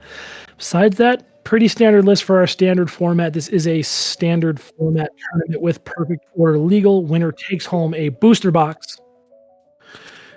And as we start game one, almost a perfect start for both players. Paige is looking for that fan rotom. No need to search it. We just get to start it and a Hoot Hoot on board. So immediately gets to search out at least one more Hoot Hoot, an Eevee, and a Noctowl. Or maybe just an Eevee and 2 Noctowls, but I believe the security of an extra Hoot Hoot would be really, really good here. You know that Badoo is there. You look across the board, he's already staring you in the face. You know next turn, you're not going to get any items played. We need to play as much as you can right now to get that stuff started and avoid the item lock doing from what it's designed to do best. Deal very small chip damage while making sure you don't get to set up your board. Now, you do have the safety of at least one Noctowl. If you knock out a Hoot Hoot, there's still another one. Noctowl can come into play. Find 2 supporters as long as there's a Terra in play. No Terra played yet. We do pass turn. How good is Nathan's starting hand? Again, this is our top cut. We are now playing a best of 3 instead of our usual best of 1 for Swiss. Early Pokepad instead of the Buddy Buddy Poffin having to find only one of the Dreepies instead of the 2. And now you don't have that Pokepad to help find a Dracloak for you later. I know this is definitely a turn where Nathan wants the Buddy Buddy Poffins to do its job earlier than the Pokepads do. Luminous on the Dreepy, but playing it quick.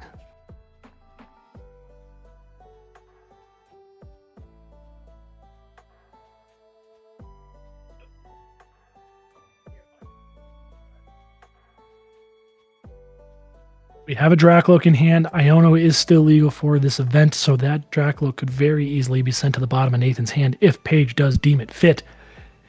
And you can search it with the Noctowl. Just got to be really, really, really careful of what you go for next turn.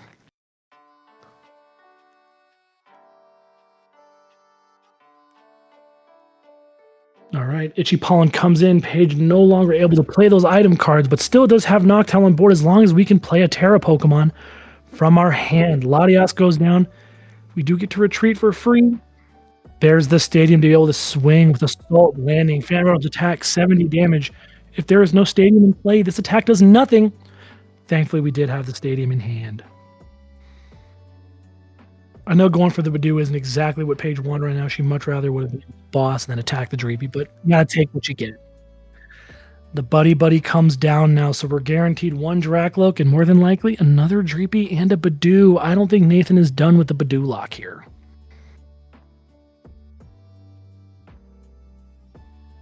No, we're going to go with the second Dreepy instead. Build your board up, get all the Dracloaks going, draw all of the cards that you get to normally draw. Because again, Iono still is in this format. So being able to draw yourself out of an Iono is a very, very big deal, especially later on in the game.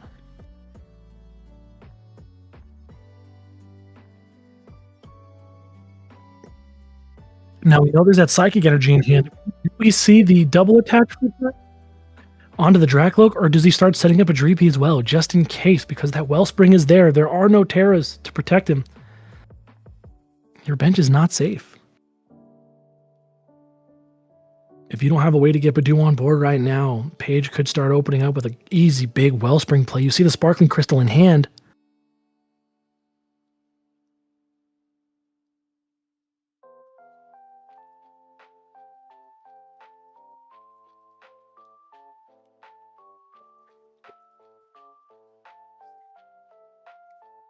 We found a way to get the Badoo back in there, so this should be an attack retreat into the Badoo for the Itchy Pollen lock.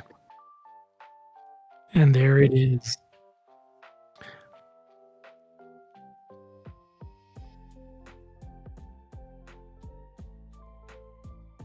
Now that Noctowl that Paige grabbed previously with the Phantom going to the bottom of the deck, no chance to use it yet. We really needed a Terra there.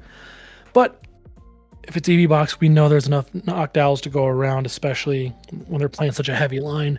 Pokepad in hand, Noctowl can be guaranteed, but unfortunately, that Badoo is going to do its job.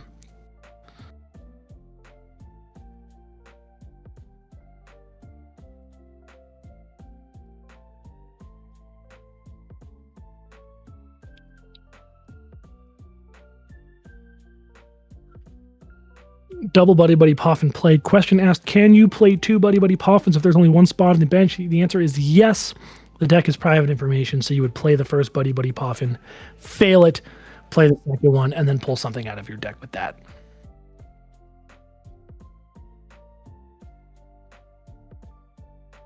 Scary board state for the Dragapult player. Now we have two Ghosts online, a Dracloak ready to evolve with one energy attach. There's our Terra. There's the Wellspring. What else do we have? She grabs a Crispin here and Sparkling Crystal. That's the play. That's Wellspring. That takes out Dracloak and a Dreepy.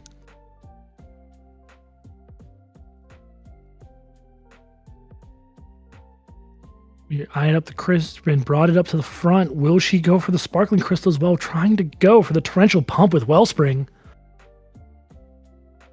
I think that's exactly what we're going to get right here.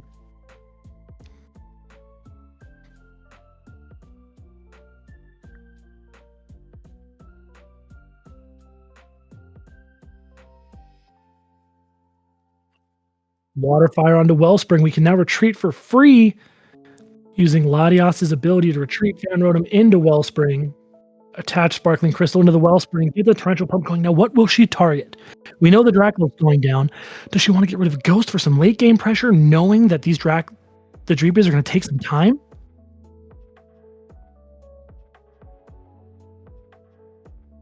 Unfortunate, no way to actually bring something else into the active.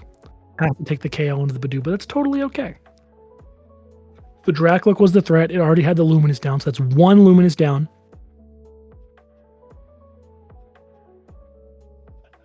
There is the overwhelming threat of Monkey Dory. Does Paige know whether or not Nathan plays Monkey Dory in this list? If so, does Luminous really get the job done? But getting rid of it early is a great...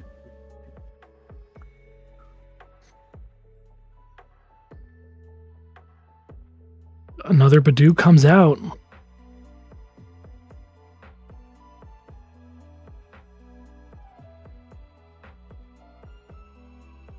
Bossing up the Noctowl, that will buy a turn. There is one switch in this deck, but you cannot play item cards. This Noctowl is going to stick unless you want to attach the energy to retreat. But if you get the energy to retreat, you could go back into Wellspring, Ogerpon, use Sob to trap Badoo in one more turn, and then you can just get another Crispin and potentially be able to just Torrential Pump all over again. No, we're going to go for the Fan Rotom knockout instead. Nice, quick, easy damage. 2 prizes remaining for Paige in game 1. A very fast game 1. Dragapult cannot establish a board. This is really where you really got to trust your deck. Is Nathan willing to stick out a very long game and try and squeak out a game 1, even though you're already down 2 more?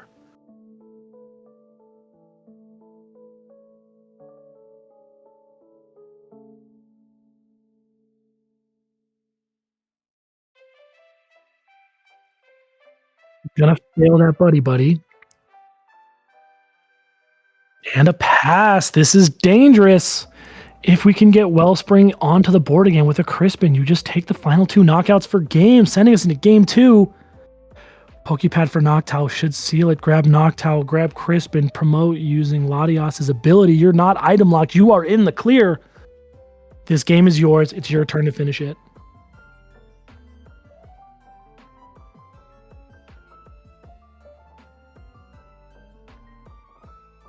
That's game one going to Paige. Fantastic. Very fast game one. Dragapult, known for slowing the game down to a snail's pace and making sure that he can win it out in the end. No chance of coming back on that one. Paige just had every answer. You can item lock an Eevee player, but you can't stop them from using supporters, and you can't stop them from using Noctowl. Every time Nathan tried something, Paige had a rebuttal. An incredible start, everything you could ask for. Starting Fan Rotom plus a Hoot, then being able to grab more stuff. The Iono away from the Noctowl doesn't even matter. Pokepad came in to save the day. You were no longer item locked. You're safe. You're good. Your deck is fully online. And Paige took advantage, sending us into game two.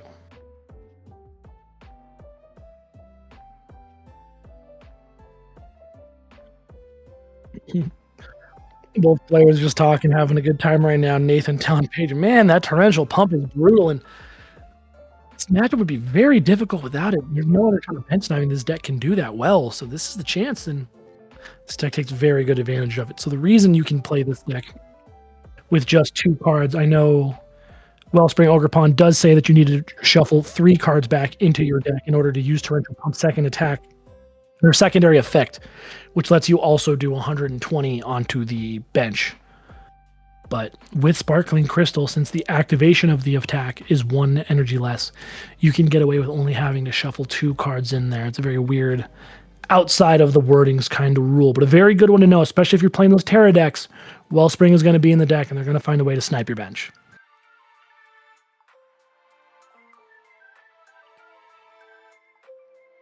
With a game like that, I know recency bias is very difficult to try and play around, but is this a world where after this event, Nathan goes home and throws a Shaman into his bench, into his deck? I know Dragapult can kind of get away with some space to play it, but is it worth it in a couple of these matchups if Eevee's getting more? And the Blood Moon start going into game 2 for Nathan. Paige is already gonna find the Fan Rotom if it's not prized. There it is. You see the Noctowls, you see the Hoots, you see the Fan Rotoms. Pokepad gonna do its thing. And now Paige isn't even staring down a Badoo. It's a big old bear that can't do a lot. We're gonna fan call Eevee Hoot Noctowl. Probably double Hoot Noctowl. Because we already have the Eevee on board. We don't need the second one right away, especially when your board is not being threatened in the way of Blood Moon right now.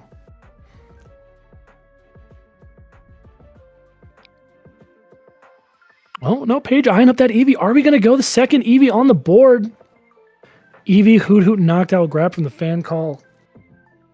I don't know if the second Eevee is necessary right now, just because I feel like they're going to have to play Latias, and now they're going to have a lot less space for their actual threats. They're going to be stuck with a couple liabilities on board now.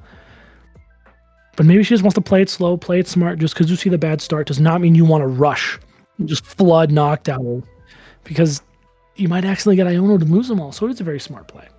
You have the boosted evolution as well. So now what that does is that Eevee can evolve the turn it is played if it is in the active spot. So if she wanted to, Paige can immediately retreat Latias into that Eevee and evolve.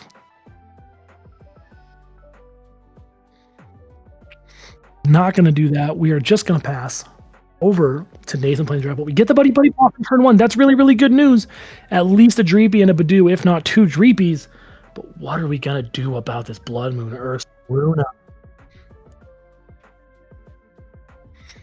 If they find the Latias, they can switch out of it. If not, they might be forced to play their one of Professor Turo scenario in a time where you really don't want to. That is supposed to be a Dragapult takes a hit, doesn't want to get knocked out immediately, so you get to Turo it up and pick it back up again. Or a Monkey play if you want to use my Adrena Brain. Professor Turo scenario, play Adrena Brain again for extra damage. Paige doesn't know whether or not Monkey Dory is in this list. Nathan needs a much stronger start here than what he's got. This Lily's Determination really needs to get something going.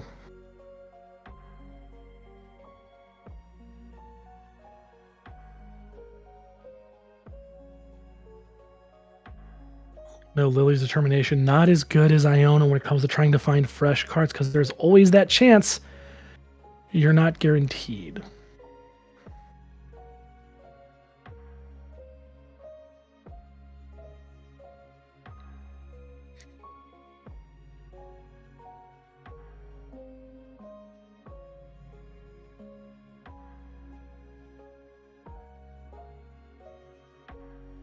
All right, we start drawing cards. I think I saw another Buddy Buddy Puff in there. We do get to flood the board a little bit more.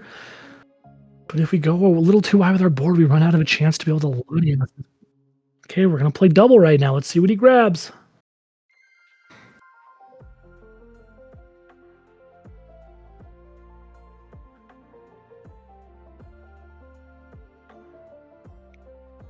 Will he leave that open space for Latias? No, he will not. So the only way this Blood Moon is getting retreated, unfortunately,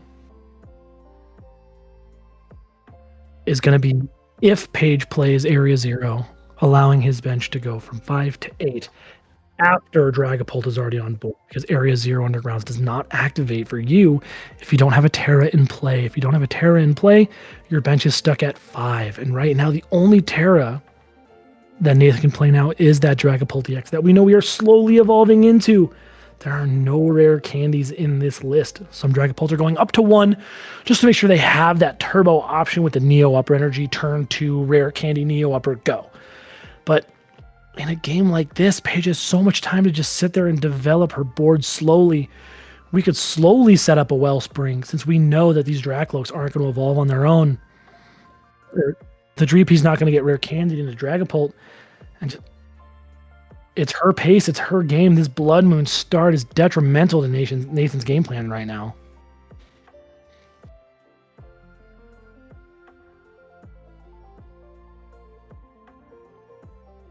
Looking through her hand, Noctowl is ready to go as soon as we find that Terra.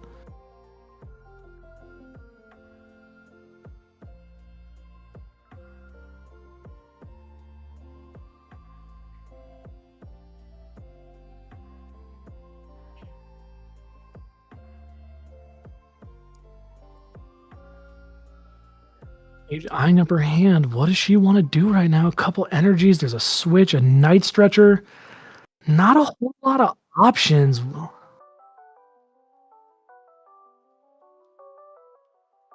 Could that have been, instead of attaching to the Eevee, attach to the Rotom and swing into Blood Moon? Because now that Dusclops is going to have enough damage to knock out Eevee. Eevee with the boosted evolution is only a 50 HP Pokemon. Dusknoir knock itself out to place 5 damage counters on your opponent's board. There's nothing you can do about it now. That Eevee with both energies is going to go down. It's going to hurt Paige's game plan a little bit, but this Blood Moon sitting in the active. Even better, does popping the Dusclops give Nathan the bench space to get Latias out and finally retreat this Blood Moon or Saluna? I wish I could see the prizes. I need one of those cool table setups that Pokemon gets. I'd love to see if Latias is in the prizes right now, because if you pop Dusclops, you have a chance to get her again and get Blood Moon out of the active without blowing your Professor Turo scenario.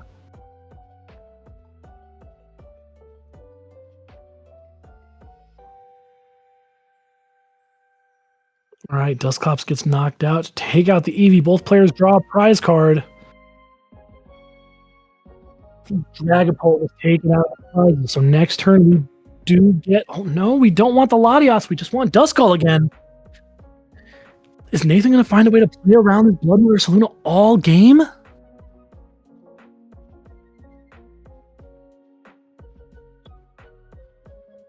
Yeah, Iono getting rid of that knockout that Paige had in her hand previously. No chance to play it because she can't find a Terra.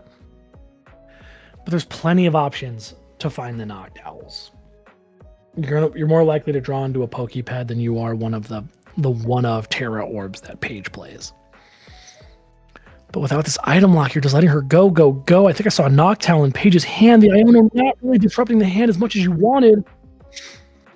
We had the Ultra Ball in hand. I really wish Nathan would have saved that to grab the Latias. But he's okay playing the slow game.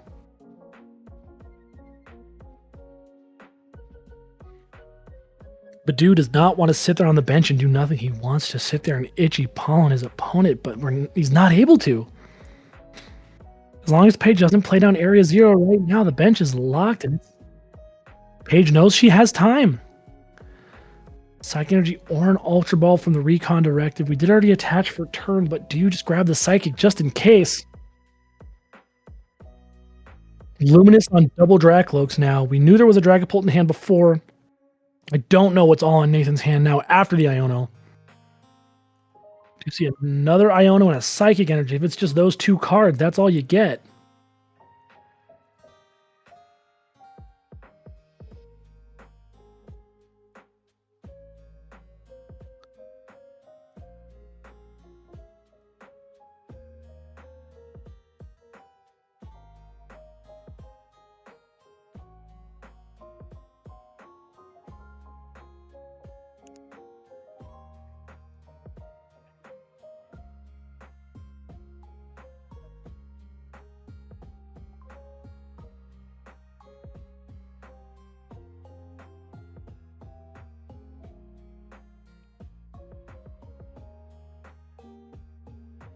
He's trying to figure out what she wants to search with this Noctowl.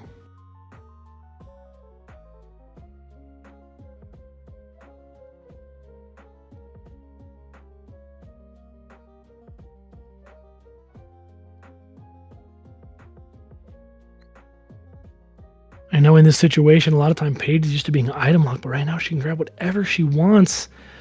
But what exactly helps her in this situation?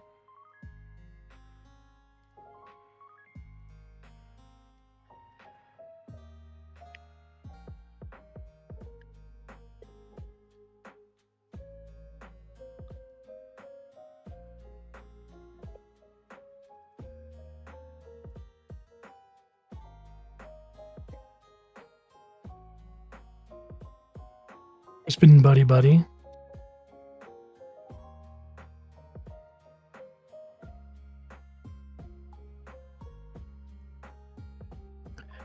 Even though she doesn't want a buddy, but she already played the card. She's like, it's whatever. We'll just play it anyway.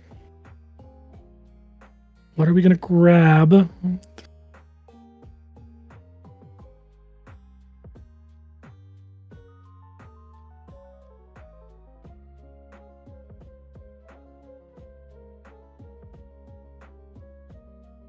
Just double hoot. Yep, get that board as strong as possible. Right now, there's no threats to your Flareon as long as you can take out these Dracloaks. The Area 0 does come down, so now if Nathan wants to, evolving into Dragapult will give you space for that Latios, and now you can start wreaking some damage on this board.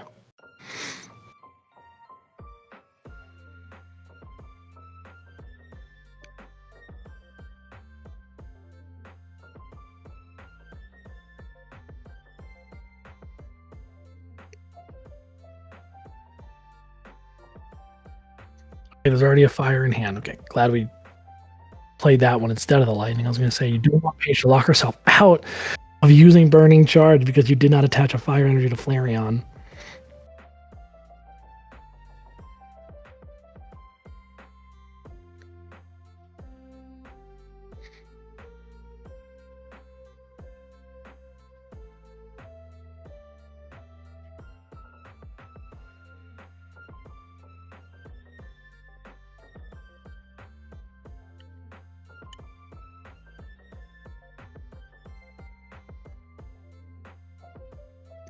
Searching with his Ultra Ball now.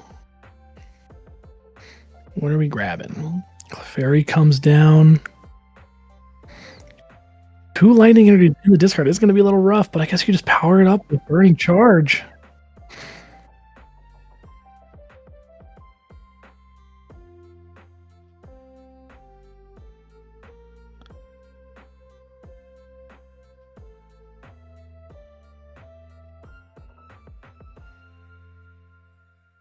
I believe that was a Badoo off the draw. We have Psychic, Iono, and Badoo. There's the Lilies. Might be a little stronger. No, because Dust Noir took the prizes. Iono 5 cards would be 6, but Iono's guaranteed to not see your hand with you 1 in there. Every player will reactivate one on their Dracloak. There's the Latios. It's at a bad time because we don't have the Dragapult.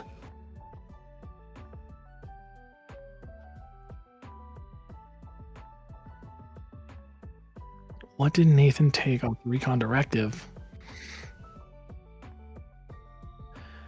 We found the dragon.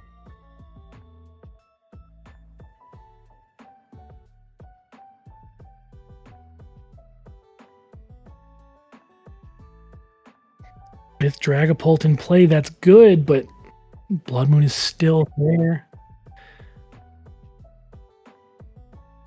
My only guess is that the Nathan, when he recon directed, it was a Dragapult and a Latias. He had to take the Dragapult and the Latias. Easy Noctowl choice from there. You already have Noctowl's ability used. It's useless to you on your board now. Get rid of it and you can Night Stretcher the Noctowl later. Immediately another Area 0 rebuttal. Eevee comes down. Eevee EX comes down. Night Stretcher the Noctowl. Oh, we're going for the energy.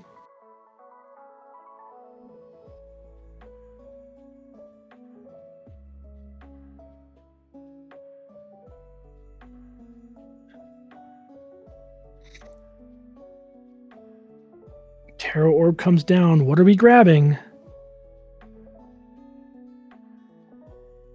Eyeing up the Leafeon EX right now. Going to be able to hit pretty hard in this matchup because it does go off of the amount of energies attached.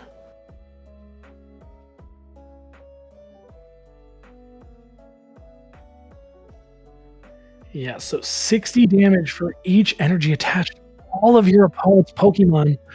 Right now, it's only 180 damage, not a whole lot going on, but it is enough if you need something. But if not, you could just thin.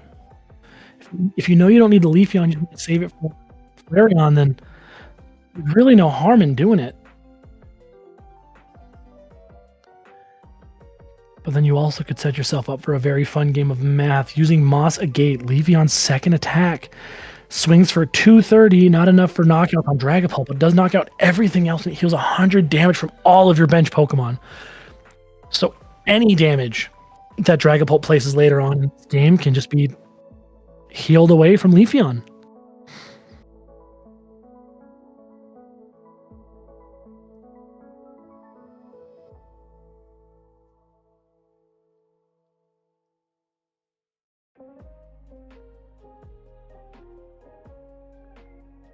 Counter catching up the Lewis Clefairy, absolutely wonderful play because you know if you took a knockout onto something else that isn't Clefairy, it's going to come right back. And being 190 HP, that 200 damage Phantom Dive from Dragapult is just enough to take the knockout.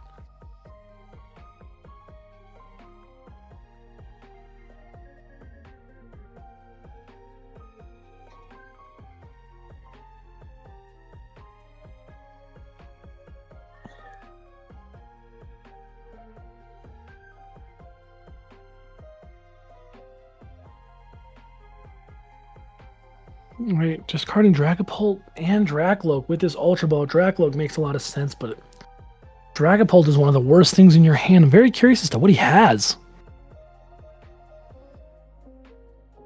This deck is no stranger to being able to power up a Lily's Clefairy in one turn with a Night Stretcher and a Crispin. It's more than enough. Lily's Clefairy gets knocked out. You then switch Night Stretcher it back onto the bench, switch back into it with Latias, and then you Crispin for 2 energies, and then you're good to go.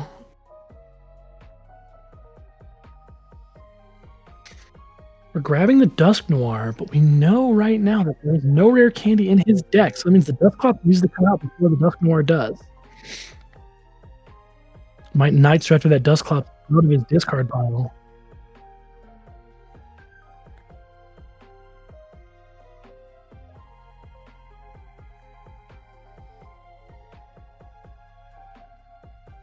We'll play the Night Stretcher. Do we see the Dusclops? Halucha. Should be 10 damage onto the Latias and the Flareon. There we go.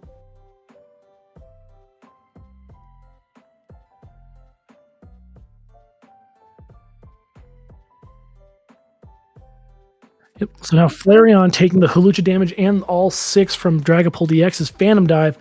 Both the Latias and the Flareon are now in range of Dragapult EX's Phantom Dive attack, both of them being at 200 damage exactly. Great math setup by Nathan.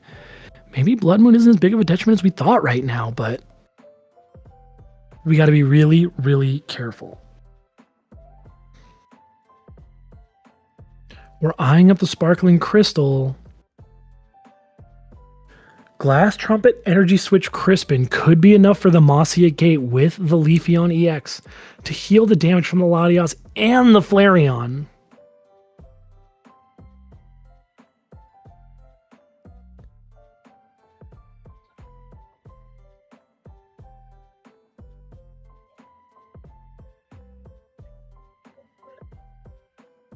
Glass Trumpet, throw one energy onto the EVEX. Where's the second one going to go? Doesn't matter. As long as it's a colorless Pokemon on your bench, you're good to go.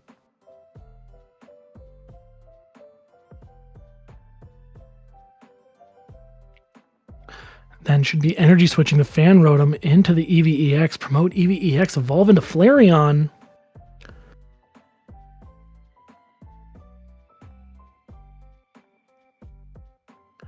Well, we don't have the Leafeon play yet. It's scary. You are going to lose your Flareon because of this.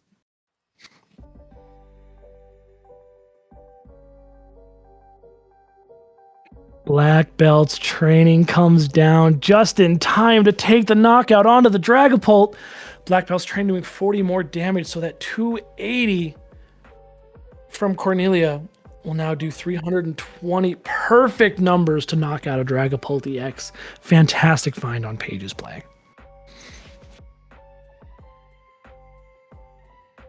This is a scary rebuttal now. You do need the Dragapult and the energy to then attack with this Dragapult. And the Neo Upper could save us later on in case we need to retreat a Dragapult after taking a hit.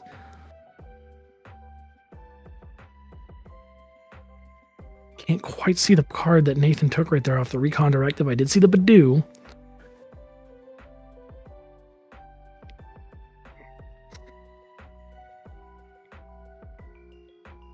We are flipping some scripts right now. Countercatcher Hilda Dragapult.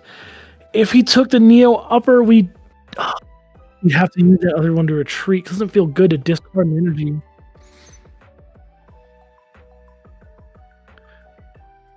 No, I'm sorry. There's another energy card behind Dragapult. Dragapult should be good to attack without the Neo Upper.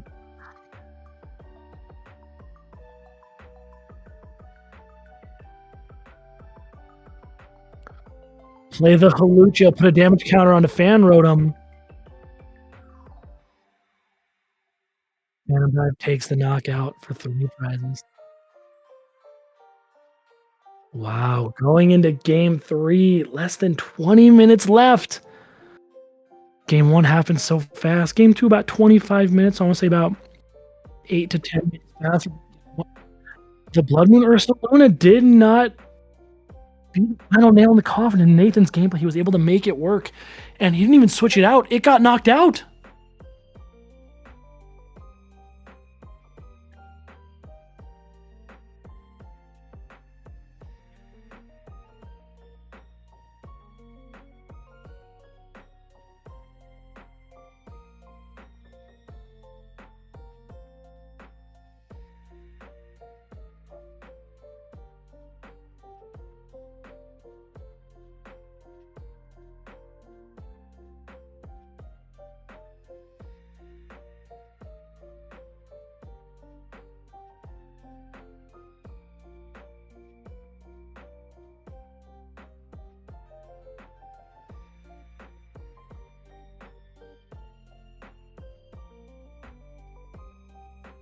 As both players are setting up for game 3, I do want to remind everybody that this is Hometown Sports Heroes Cards and Collectibles Perfect Order Win a Box, presented by Gina and Zach Schmidt of Viridian City Gym. Winner of this event will take the entire booster box of Perfect Order. The format of this event is standard format with Perfect Order legal. Give it some spice, give it some fun.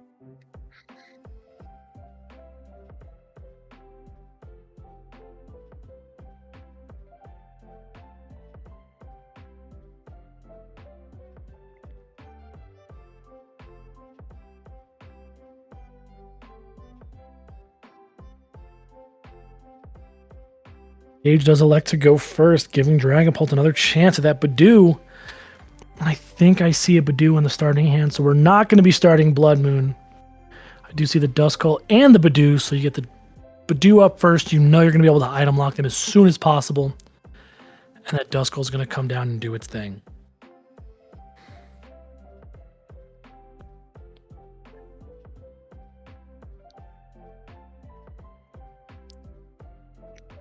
Another good set of cards to start off from Paige. We do see the Buddy Buddy Poffin. We get to grab the Fandom. I'm grabbing Hoot Hoots, Noctowls, and more Eevees again. Eevees in the front, so we can evolve turn one if we want to.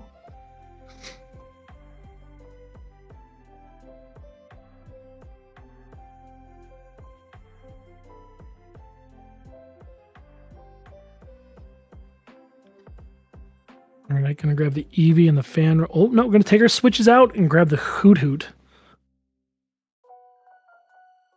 Now we're gonna Fan Call. That Eevee should come down along with a Noctowl. And last time she went 2 Hoot Hoots, 1 Noctowl, but maybe this time she goes 2 Noctowl. I like the double Hoot Hoot play a little more because the second Noctowl's not gonna get much done if there's not a second Hoot Hoot down. And you know Nathan is playing those Ionos. So if you grab 2 Noctowls, you can't play them. They both get Ionoed. It's just a waste of your time, waste of your resource. Throw another Hoot Hoot down.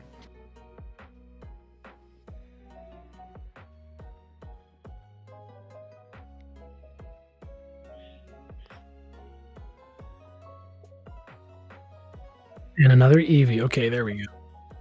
I like that. The second Noctowl play didn't seem as good because there was no guarantee right now to have that Terra ready to go. Oh no, we have the Leafeon up front. We could have, but I don't know how much I fully like that. Is this where you would evolve Leafeon immediately? Doesn't get Ionoed.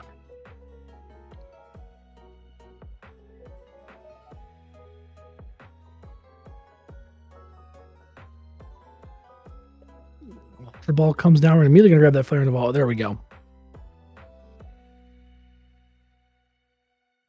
Nathan questioning how Eevee just evolved turn 1. That is the boosted evolution ability. If Eevee is in the active, it can evolve the first turn it is played.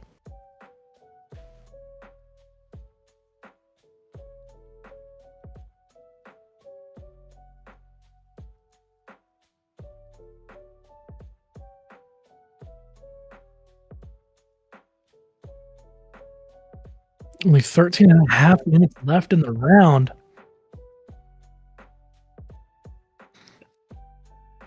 Remember, this is top cut, so it cannot end in a tie after turns. It is going to be the first player with a prize advantage. Really buddy from Nathan this time. He gets to have the exact board that he wants. Should be Dreepy, Duskull. That means turn 2, the threats are out, but we cannot swing because Nathan does not play the rare candy. However, you can just item lock your opponent and hope they can't do anything else after that. But Paige has proved time and time again with those 2 Noctowls, there's a very good chance you might get Torrential Pumped this turn. She gets a guaranteed 4 cards, which is pretty much the exact amount that you need for this combo. If you have the Wellspring on board. Because you cannot play items, you cannot play Terra Orb or anything to find your Wellspring. You must find it organically. But you still can find Crispin, Sparkling Crystal. So it all depends on to what Paige is going to top deck this turn. Almost couldn't ask for a better hand. Play all 3 of your Buddy Poffins and immediately go into the Lilies afterwards. Fantastic start from Nathan. Way better than last game, but that does not mean the game is over. Because Nathan did manage to win a match that I thought was going to be very difficult.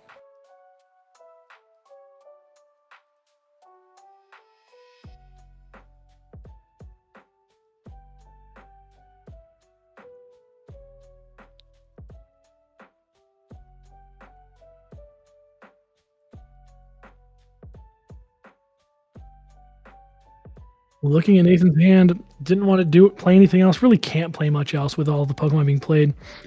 Itchy Pollen happens. Noctowl comes down. What are we? Are we going straight for the Area 0, or do we want to go somewhere a little more aggressive? I see the Crispin. Where is that Sparkling Crystal? I don't see it on the initial shuffle. Is Sparkling Crystal in Paige's prize cards?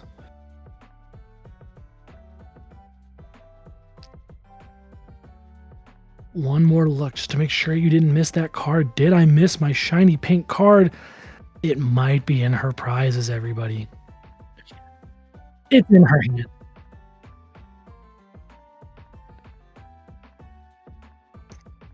Makes sense why Paige is still looking it up then. Sparkling Crystal was in her hand this time. Wish you'd show me sooner. It makes me look a lot better if I know what's going on. How dare they not have their hand on display for me the whole time? I'm going to grab Area 0 and Crispin off of the first knockdown. We know Sparkling Crystal's already in hand. Where are we going to Crispin?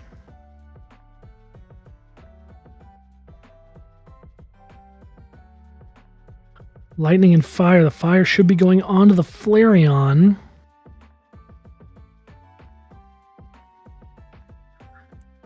Lightning energy could go onto the Fan Rotom to retreat and knock out Badoo. Because you know you cannot be Dragapulted next turn. There are no rare candies. It is impossible. Nathan to Fan Dive you. No, we're just going to Burning Charge, keep the Lightning in hand. Water and fire should be dropped onto that Eevee on the bench. Good setup, but remember that Eevee 50 HP. If Nathan finds that Dusclops, that Eevee's done for, and the energies are doing nothing. We needed to find an evolution there first and foremost, but we couldn't find it. I don't know if it's worth charging the energy on there. It may be one. That way you can Crispin the next turn, but this Pokepad could be a Dusclops, and now your Eevee and both of those energy are in your discard pile. Only reason I can see that being a good play is if she wants it there for a later Glass Trumpet when item lock is no longer a thing. But knowing you have a 50 HP Pokemon with 2 energies on it,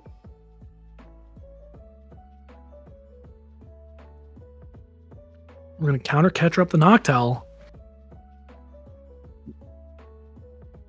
With Noctowl being an evolution, that does mean that Latias's ability of allowing basic Pokemon to have no retreat cost does not work. Noctowl's retreat cost will still be there. Paige must attach an energy and retreat. I want to double check. Does Paige play a switch? She does play one switch, but under item lock, which Badoo is going to do because we know Dragapult's not coming this turn, you're going to be forced to find that energy, unfortunately.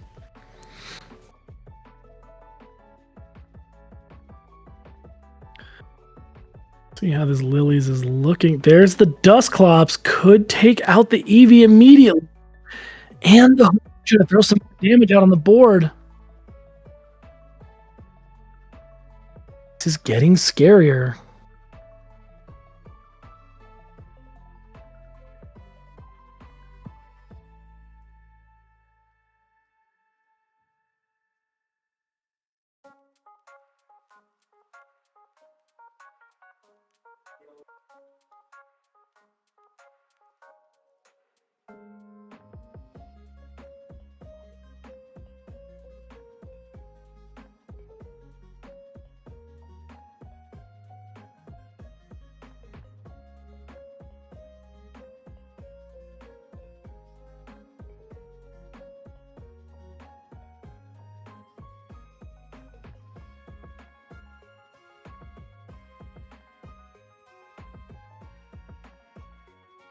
As I said, the Dusclops does take out the Eevee. Very scary play from Paige. I don't know if losing all of your energy is worth it there.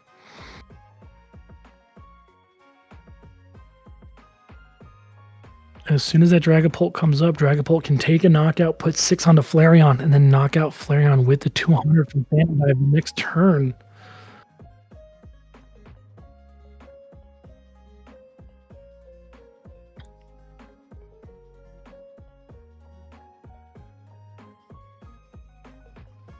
Hawlucha not coming down makes sense. You already have the 1 damage on the Flareon, so the Phantom Dive extra 6 should be enough to set it up for the next turn, but it would be nice to get the Fan Rotom down to KO range off of the 1 damage counter from Hawlucha. Nathan going to prioritize just more Dracloaks, more search, more draw. Can't blame him. Very strong start.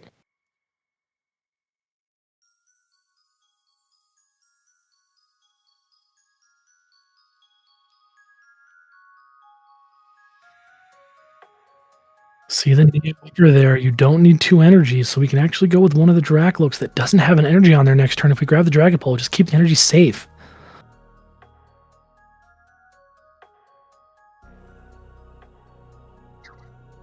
Itchy Pollen happens. Jamming Tower on the board. Sparkling Crystal is currently shut off. Forcing Paige to grab an Area 0 from this Jewel Seeking off of Noctowl. There's the Crispin. Do we have the Area 0s? I don't think we do. Is this stadium going to stick? Oh, there it is. I know 2 got bumped already. Let's check to see how many there's actually in this list. There is 3, so with this Area 0, this is the final Area 0 of Paige's deck. This stadium has to stick for her, or else if another Jamming Tower comes down. No, this is the final Jamming Tower, because the first Jamming Tower you can already see in the bottom left right there. So if Area 0 comes down, it will stick for the rest of the game.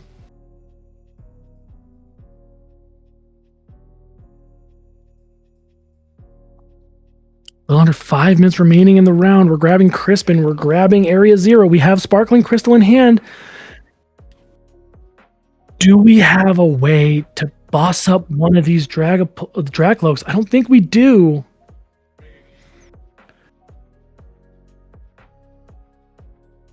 You're going to be stuck taking the knockout onto only one of the Dracloaks. You just go for the one with the energy, not knowing that Nathan has the Neo Upper in hand.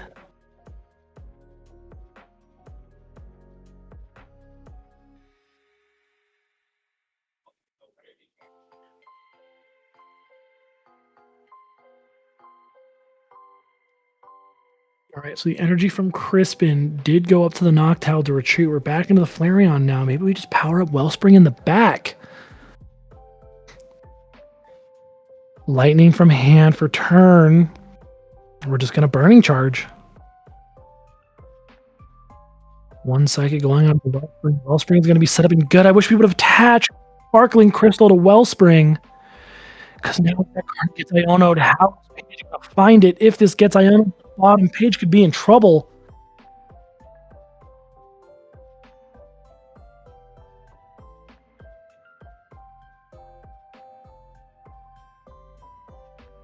I was thinking of game 2 when the second Jamming Tower got bumped. Sparkling Crystal is now off the board.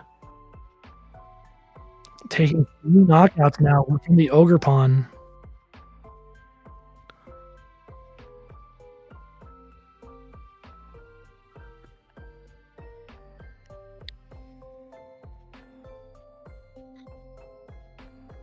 I might have gotten games 2 and 3 mixed up. Now I don't know exactly how many stadiums are left. Wish I had access to their discard piles. I just want all the information. Right now, if Paige is out of Area 0s, that means this Sparkling Crystal is dead in the water. You cannot play this card to any effect. Jamming Tower shutting off the effects of any tool cards.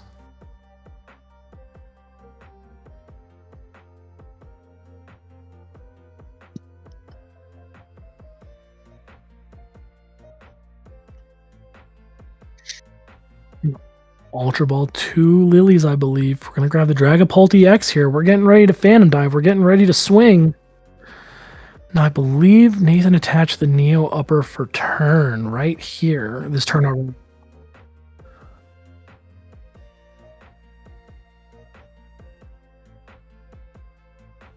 Dusclops coming out with the Pokepad. Nathan's board looking very strong here.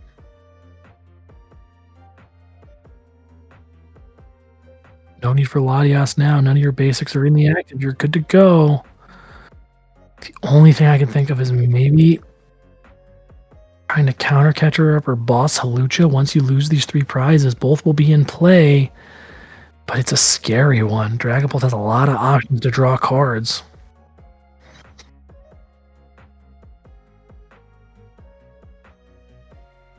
Only going for 6 on the Flareon. I'm going to set up for the 3 prize next turn instead of the extra prize card right now off of Van Rotem. Absolutely wonderful play, because now Flareon EX being at 200 damage exactly means that the 6 damage onto Van Rotem next turn is enough to take the knockout.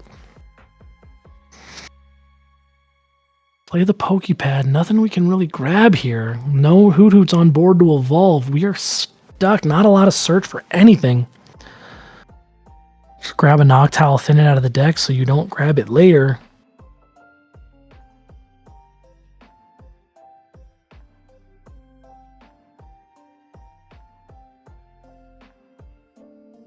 "30 seconds left in the round. What is Paige going to do? I think Nathan has this all but locked up.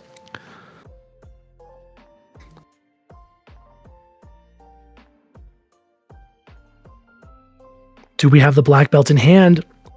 The black belt doing what it does best. Taking the knockout. Does Nathan have the rebuttal with a Dragapult to win the game? Right here, Dragapult in hand.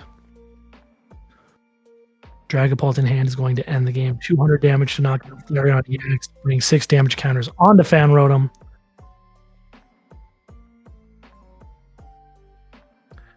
And Nathan takes it going into our finals here at Hometown Sports Heroes Win-A-Box.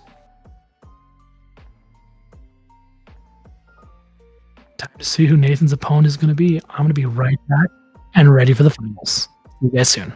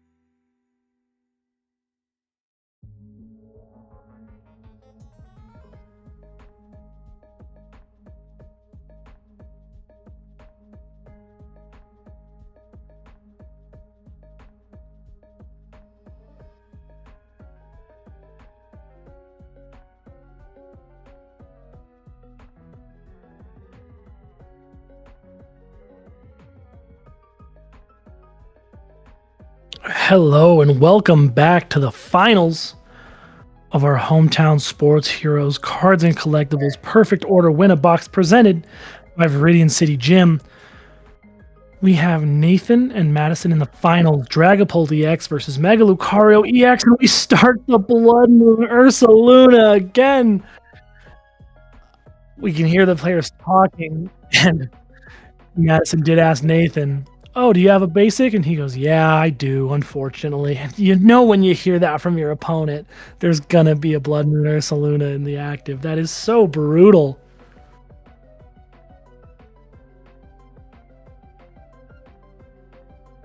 Now, this matchup it can be scary for both sides. Dusk Noir plus Dragapult is enough to knock out a Mega Lucario, but Mega Lucario with a max belt, if Dragapult cannot answer back quick enough, Mega Lucario could just keep taking knockouts.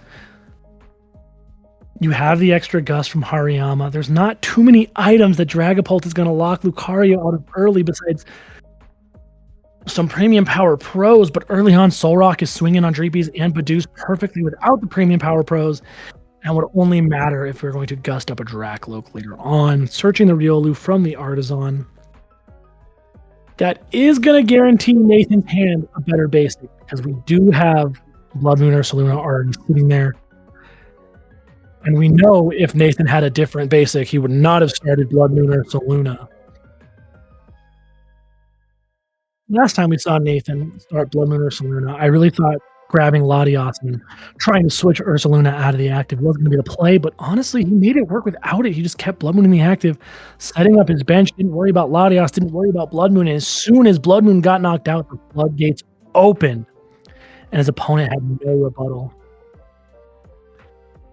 All right, we're going to Buddy and Artisan at the exact same time, so at least two 70 HP or less Pokemon, but now this next basic Pokemon, as long as they have a rule box, doesn't matter. It can be searched with Buddy anyway. No questions on what was played at what time. No worries. Badoo's coming out. But there is Blood Ursaluna sitting in the active. Are we going to go for the early Latios this time? Dusclops and Dragapult being in the discard pile does mean you don't have to search for them later on in the deck. You can night search for them later on.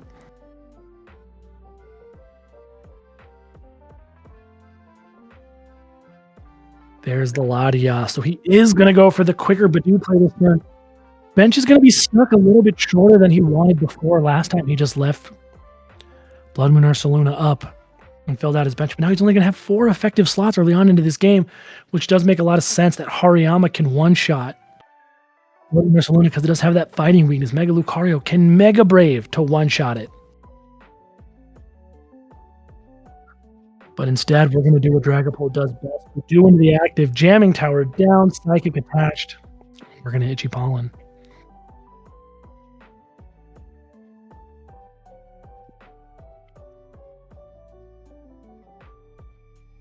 All right, no items on Madison's side. We get the Solrock immediately, and a lot of items that I bet she wishes that she could play. No energies for the Mega Brave in the discard pile right now. It's totally okay because you can still take a knockout and get stuff going, but do you really want it to go that way? Just the pass. We're not going to evolve into Mega Lucario. That's a Mega Lucario in her hand. I'm very curious on why we didn't evolve and try and Mega Brave. Knock out the Badoo, force another one up. I don't know if they've caught on in Nathan's list. Nathan's list playing 0 rare candies, meaning he's going slow.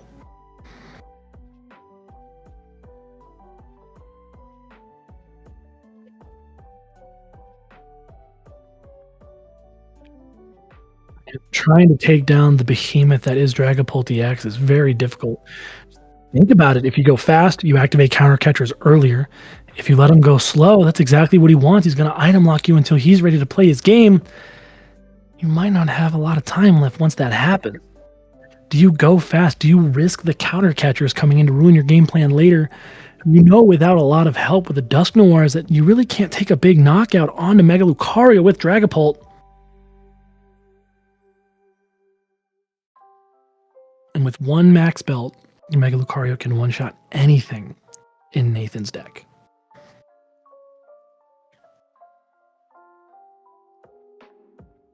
Luminous goes on a Dracloak, showing his cards that Dracloak is almost ready. If there was going to be a Boss's Orders play or a Hariyama play, you're going to target down that Dracloak. That gets rid of a Psychic and a Luminous, which is huge for your game plan.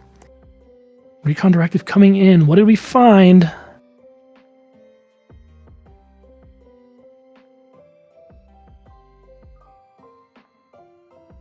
Either a Boss's Orders or a Hilda. I saw a white top. That could have been Hilda's hat.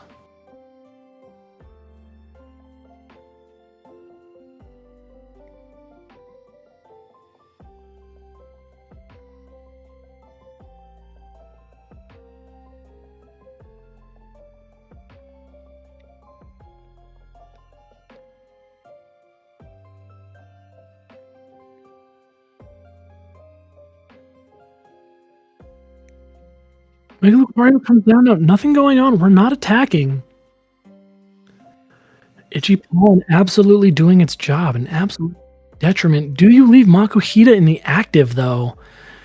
Is losing the chance to boss something up with Hariyama better than losing Solrock?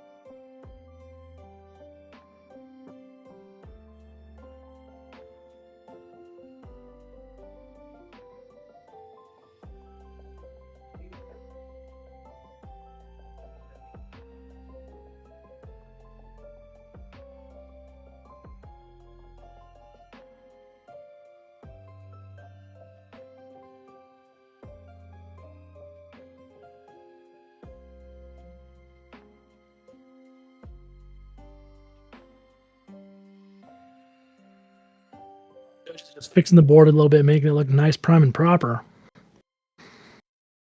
Can Madison work her way out of this jam? You see Dragapult setting them nice. There's the boss's orders. We can take out that Dragapult. No, we want the 2 prizes on the Blood Moon.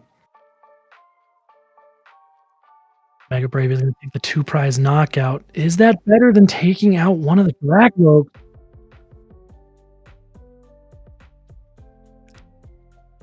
Mega Brave does take the knockout perfectly, doing 130 damage, double the 260.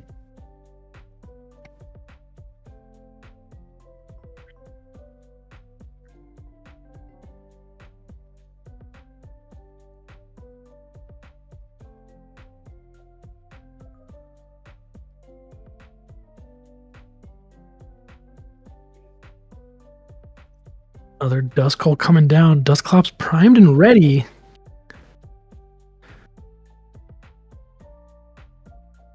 Who Dusclops is, though, is not enough to take out Mega Lucario.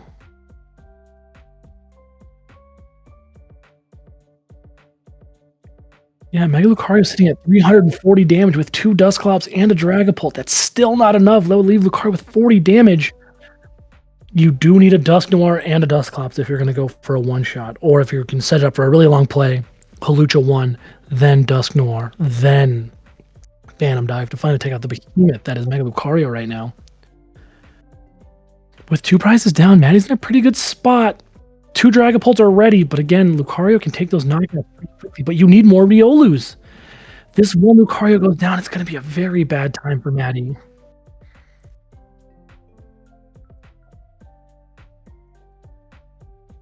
Free retreat the Badoo into the Dragapult. We know they're ready to...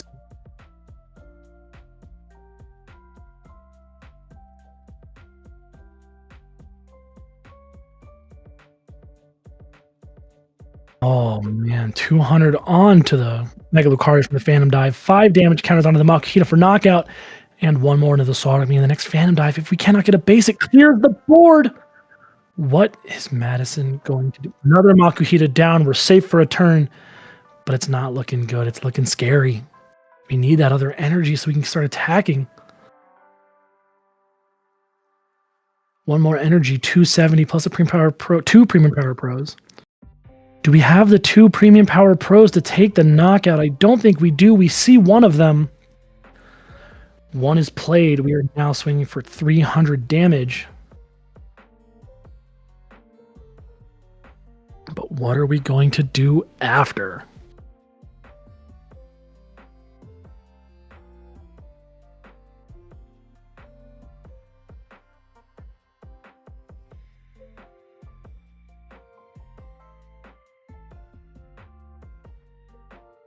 I've been saying Mega Brave this whole time. I mean Aura Jab. Look at me.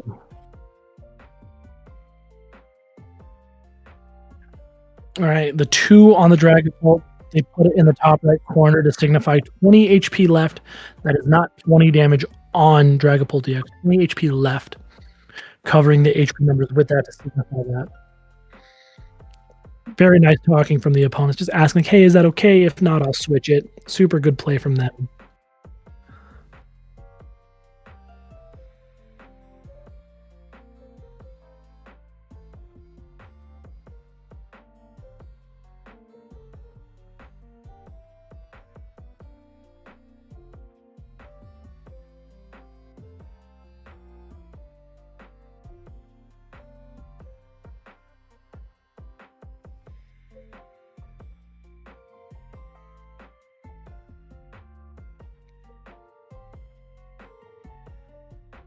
Didn't quite grab the target that he wanted off the Pokepad, but because he started shuffling the deck, his decision was solidified.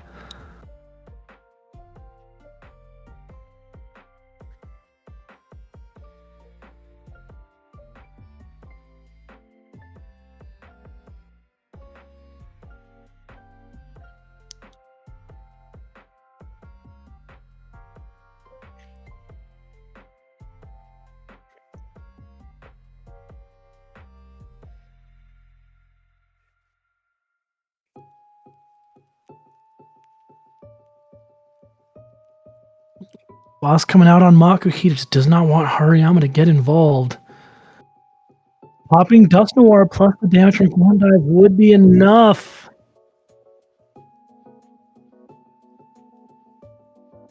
This is a rough game 1 for Madison now. Just could not get a board established. This Lucario is going to go down to the extra damage from Phantom Dive. Only 10 HP remaining.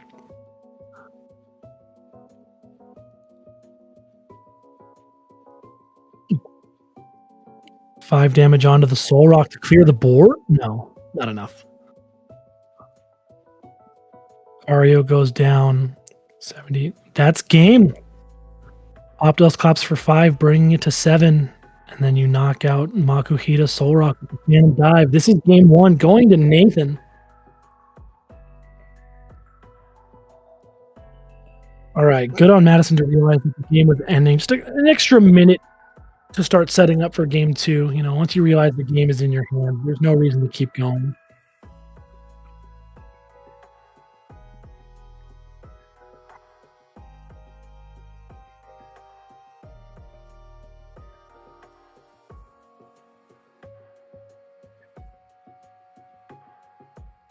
Mathematical precision on Nathan's part. Fantastic ending to game 1, taking out 5 prizes in one go.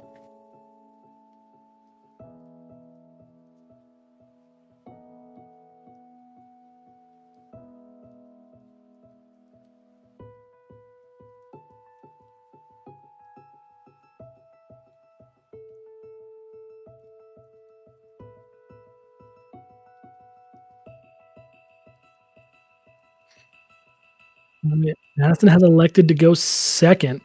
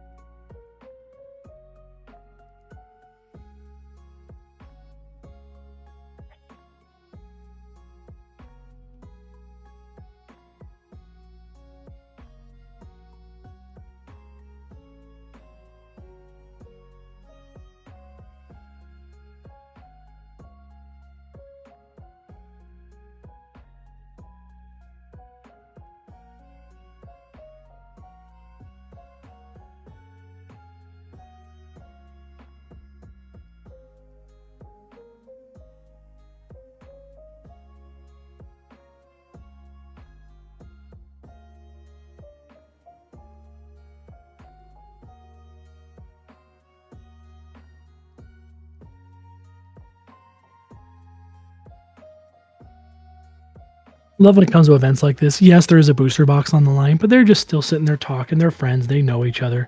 How you feeling about the deck? Are you going to play it going forward? Just talk to me a little bit. Have some banter. That's what stuff like this is about. If you've never been to an event like this, yes, the stakes are relatively high considering those boxes are priced a little over $200 now. But at the end of the day, we're here for the community. Another mulligan coming in. Oh no.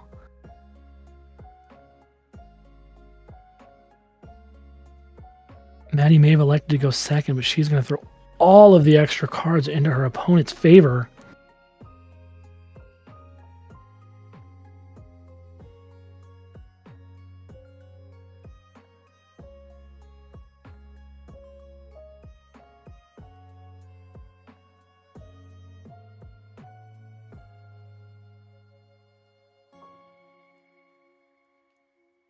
Do we get a base? Another mulligan! I believe that's mulligan number 4. If three more happen, are we going to get a judge ball at the finals of a win-a-box?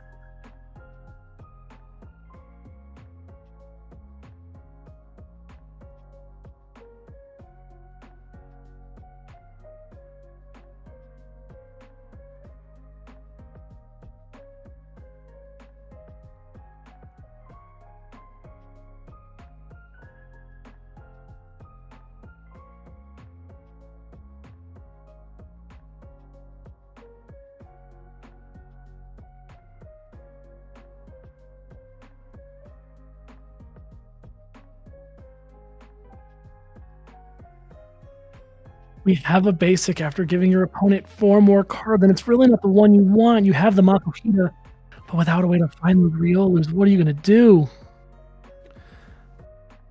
How many cards?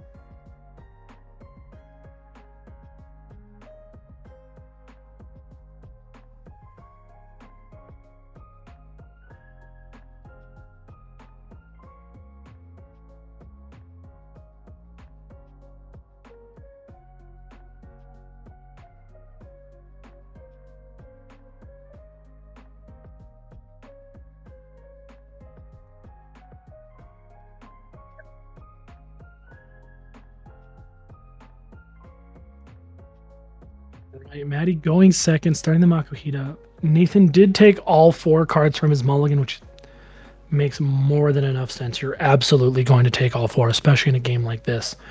You're not worried about Mega Frostlass or anything like that, taking extra cards out of your hand. So now it's just take the extra cards, take the extra setup. I don't know which 4 he mulliganed into, but there's a chance that Buddy Poffin only came from those mulligans, and you just have to feel for Maddie a little bit on that one. You play a good amount of basics in this deck. You're not playing Iron Thorns where it's only 4. So the fact that you went 4 shuffles without finding them is brutal, especially being down 0-1 in a win-a-box final.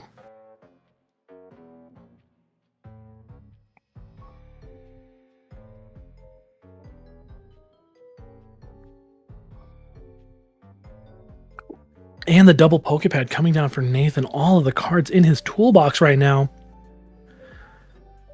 Doesn't feel great to have to use Pokepads for your basics. You wish you had Buddy Poffin to take care of those for you, but it's okay. Pokepad's still going to do its job. It's fine. We know how this goes. Your Dracloak is going to recon directive into another Dracloak anyway. There's really nothing huge changing. And for anyone in the area that may be listening, we are in Johnstown, Colorado right now at Hometown Sports Heroes Cards and Collectibles. Come down to this store. I am a visitor. I live about 2 hours and some change south in Colorado Springs. I offered to come up here and commentate for Gina and Zach, the TOs running the event through Viridian City Gym. The store is amazing. They treat everybody really, really well. I do not feel like a stranger here at all. I walked in. It's just like I'm joking with everyone that I've known forever. So if you ever thought about coming to a Pokemon event, stop on by, get in the Discord, talk to someone. Look up Viridian City Gym on Facebook. There's a lot of tournaments in the areas.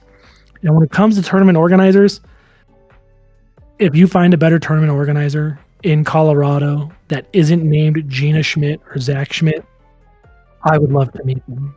Because I think I'm pretty good at this stuff, but I don't think I hold a candle to these two. They run wonderful events. The staff is treated well. The players are treated well. The community is treated well. They do it all for the love of the game, and I couldn't be more thankful to be here today helping out.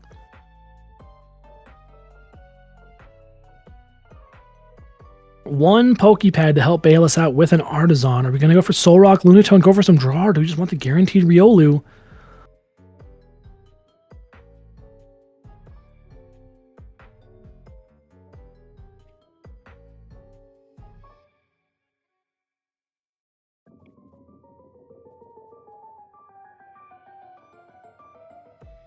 And a Fighting Gong to help us out. I think we just get all 3 instead, unless she needs the energy. There's the Riolu coming down. Perfect. So now we get to Lunar Cycle. We get an extra draw. We can try and establish a board, because right now, you know Dragapult's going to slow. You're very lucky to know there's no Badoo right now. So unless Badoo comes out next turn, you're in the clear. And the Lilies to draw a completely fresh hand. You couldn't ask for anything better. Minus the 4 mulligans, of course, but you know. Only so much you can do about that. You got to play to your outs.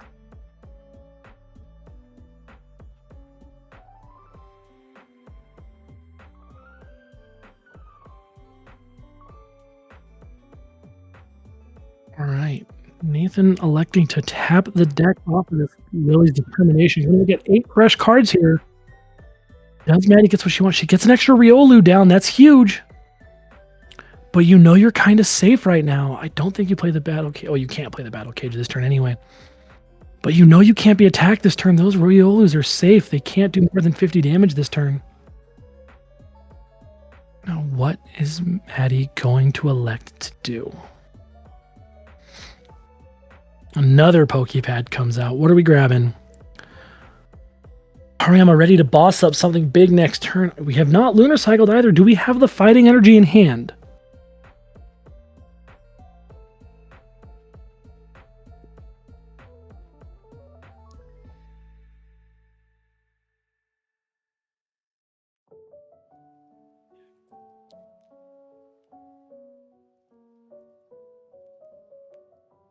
There we go. Lunar Cycle comes in. There's a boss, Fighting Gong, and another energy for next turn. Now, do you save it? Or do you attach one Fighting Gong next turn? There we go. And you have the option for both. And Nathan actually applauding his opponent, Matt. You just hear it. And that's why I love the community like this, saying, nice, explosive turn 1. Well done. Like, you just love to see it. No matter the stakes, this is just 2 friends playing Pokemon. From my perspective, at least. We get an early 70 onto the Latias. Remember,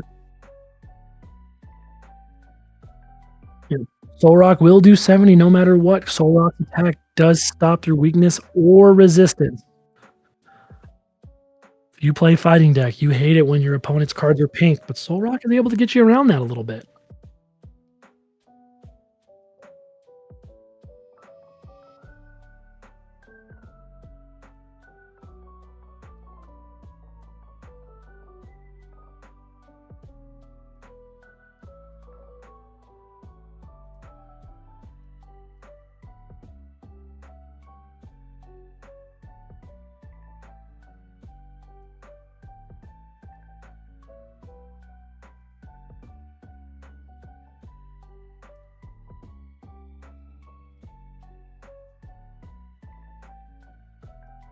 Oh, no, Nathan plays the Pokepad.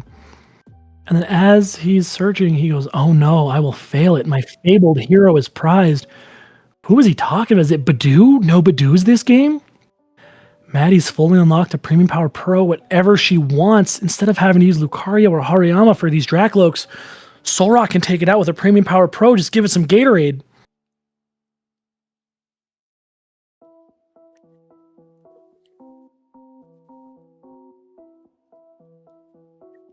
The double-edged sword that is playing a deck with Badoo. If you need it, you want it. But if you're not playing it, you just really hope it doesn't come out. And now we know, because Nathan was nice enough to say, without even having to read into the game state or anything like that, Badoo's not showing up.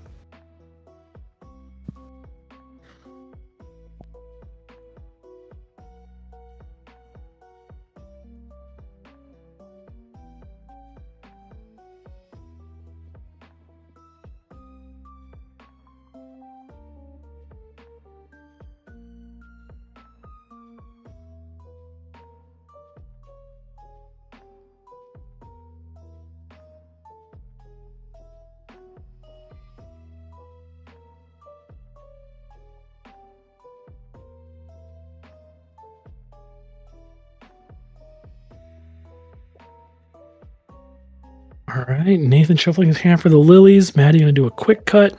Nathan's going to draw 8 cards. Will we get something out of this? We know there's no Dragapult coming this turn, so there is no attack. We know there's no Badoo. What does he send up front? Does he just risk the 2-prize knockout onto the Latias?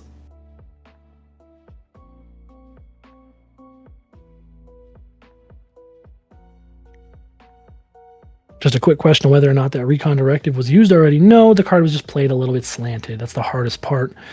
When it comes to games like this, some players will just turn their cards slightly to show that they use their abilities, while other players will elect to use tokens or flip them fully sideways. So if you play your card just a little crooked, your opponent might think you already used the ability. And when it comes to an ability like Recon Directive, you do not want to let them use that in extra time. This discard pile absolutely sending me into a frenzy. Cards are backwards, cards are sideways. Thankfully, he's playing with the min rarity stuff, because if this was max rarity, I'd like to think he'd keep that stuff in a good pile facing the same way. There's like 7 different directions in that thing. What are we doing?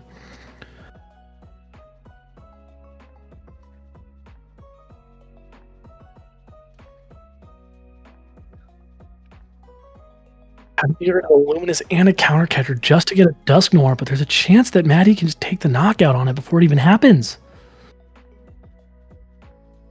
Again, that Premium Power Pro comes out. Bad things can happen to you and your own. I don't know if Nathan played the Artisan that turn. I'd like to think he did, but I wasn't fully able to remember that. We're going to Lunar Cycle. Again, she got fantastic draws off it, but I wish she would have Artisan first, just to thin the deck. That way you know you're not going to draw into something you can already take out of your deck. Get another Makuhita set up for more boss plays.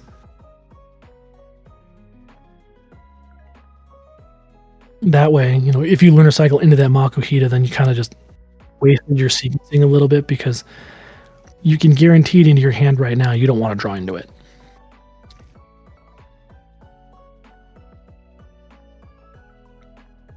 There we go. Artisan coming down. Thankfully, it didn't happen. She didn't end up drawing into any of the cards that she would have grabbed with Artisan anyway. But just for future reference, if there's a way to search cards out of the deck, you normally want to do those first instead of drawing.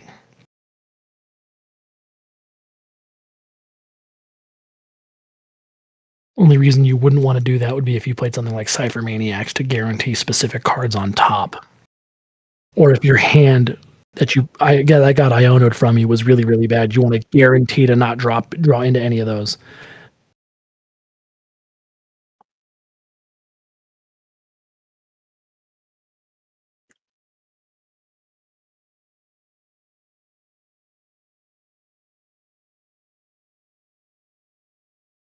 All right, Aura Jab coming out, taking the knockout onto the Dracloak with the energies. So unless we have Dragapult and Neo Upper right now, we're not doing much else. We know one Dragapult is already in the discard pile.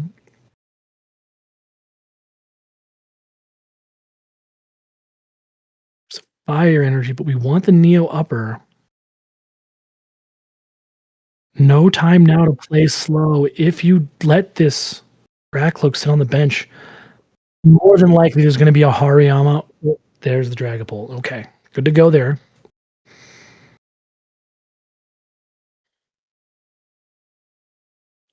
This could be a Dusclops and a Neo Upper to take the full knockout on a Mega Lucario. And I called it right. There's the Dusclops. There's the Neo Upper. You could pop for 180 damage. Bring Lucario down to 160. Phantom Dive for the final damage right there. It's a lot of cards, but it's a really good play. You leave yourself very, very open to a rebuttal, though, if you pop Ghost. Both Ghost, you're bringing Maddie all the way down to 3 prize cards left. And then she gets to take the knockout on Dragapult if she finds that max belt or 2 premium power pros.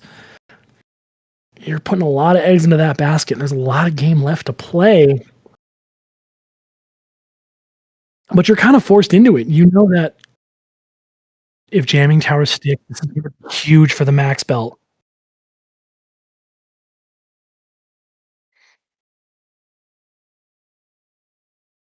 Are we going to go for double Ghost Phantom Dive to take the knockout onto this Mega Lucario? how many stadiums Maddie plays.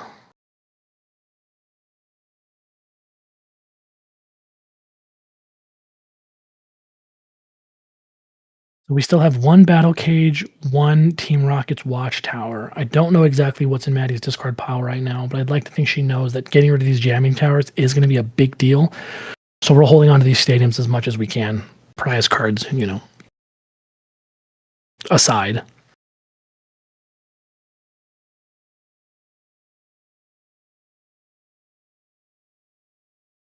For this play to work, you are giving Maddie a lot of prize cards. You're giving her 2 to take 3.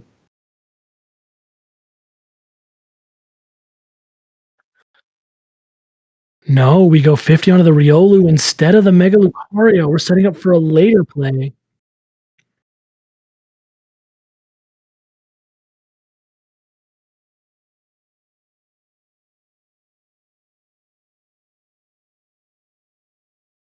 Right, 3 damage on the Riolu for knockout. 3 more on the Makuhita is leaving the Mega Lucario alive the play, 'cause even with Dusknoir right now, you're still 10 damage short from the knockout.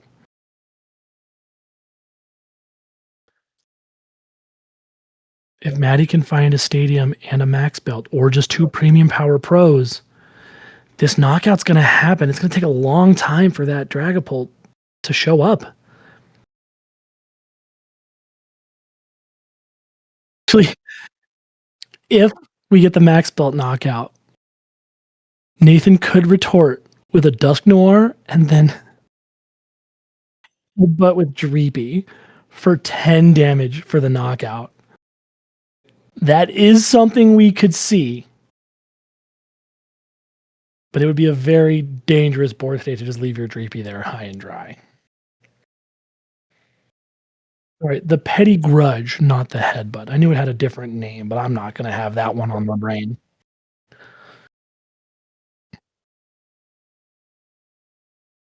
There's the Mega Brave, 330 taking the knockout.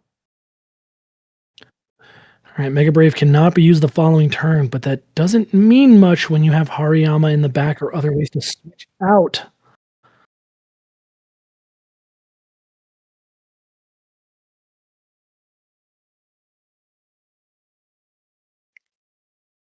We get the Drakloak, and if we pop the Dusknoir here, this is a really hard board state for Nathan to dig his way out of. I don't think there's any crazy math going on this time, nowhere near as effective as game 1.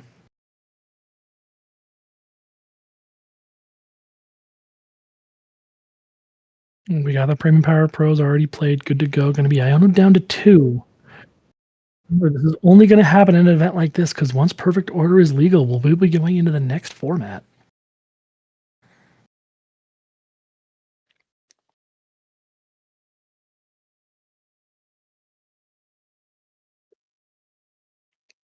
We got the Psychic Energy, but that's not what we wanted. We want the Fire or the Luminous if we're going energy here.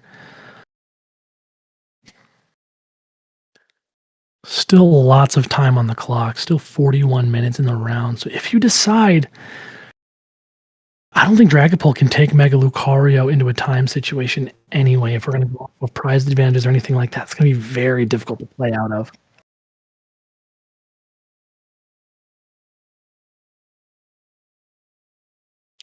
Got a little nervous about that, but you could if you Dusk Noir the damage onto the Makuhita with the energies, and then you bring up Blood Moon Ursaluna.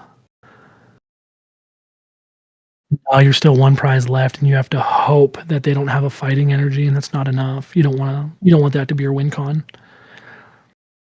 If we knew what was in Maddie's hand, Maddie just would need 1 energy.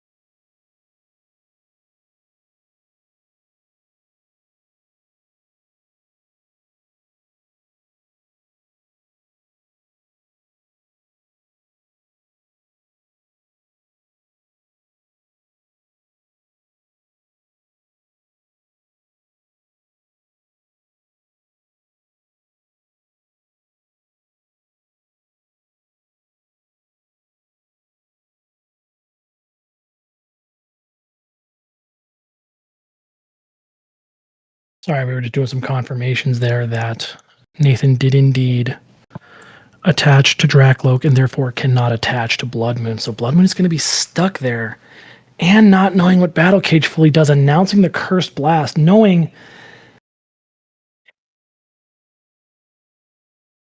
you can only Curse Blast the active.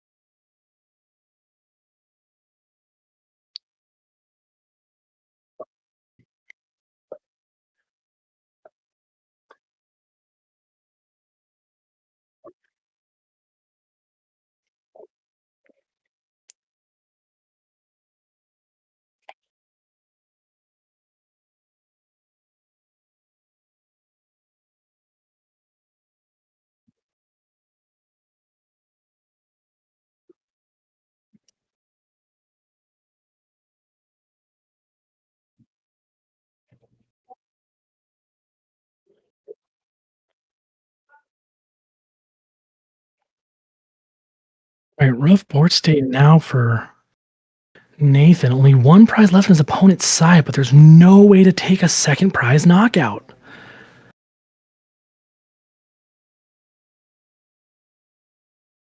I'm trying to get some clarification because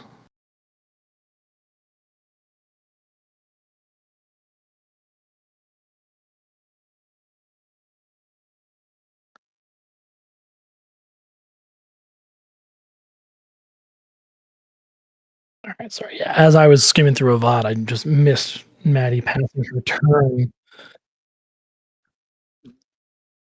So now we have Ursaluna in the active who cannot attack, but can retreat into Dragapult, no problem. Is there a way to take a two-prize knockout? You need the fire or you need the luminous energy on this Dragapult right now to get this going, or we're going into a game 3.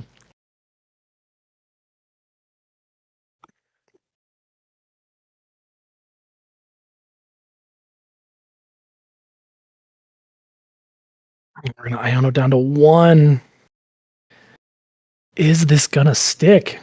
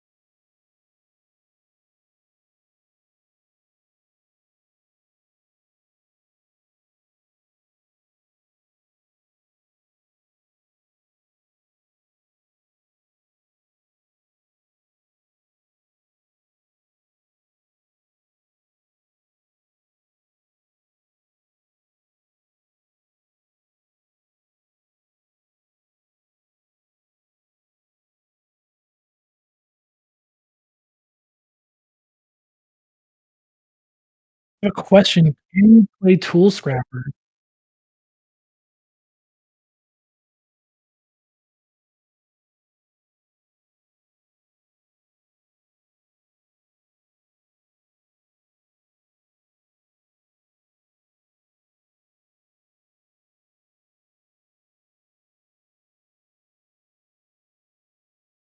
Getting rid of your own air balloon so that way you can get out of your hand before you lose. You don't wanna draw back into it. Not a bad play.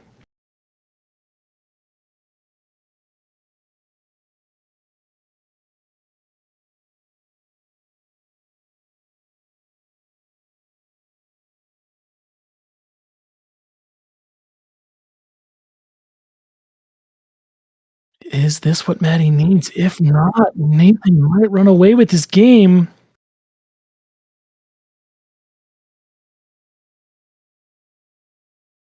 Ultra Ball comes down. Are we grabbing Lucario? We're going for Hariyama.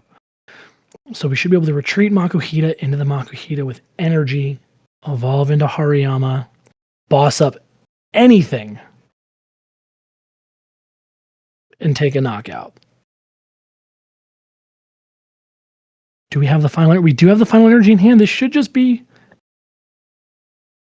game.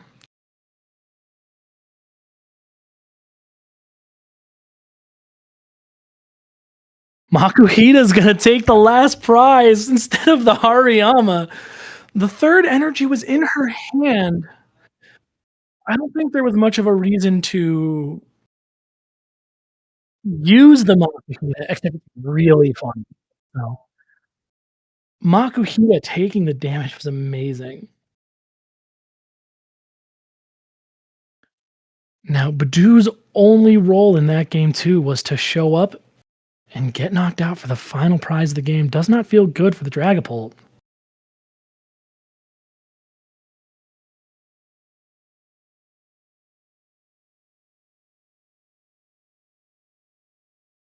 As we're setting up for game 3, can Maddie find a basic in less than 4 mulligans?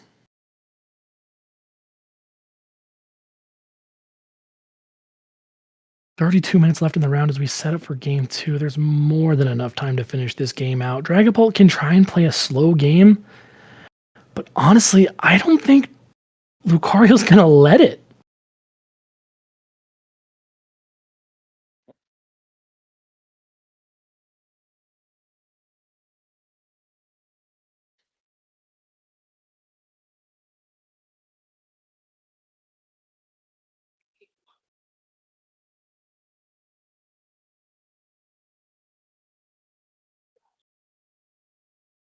Take a quick step away and grab some water as we set up for game 3.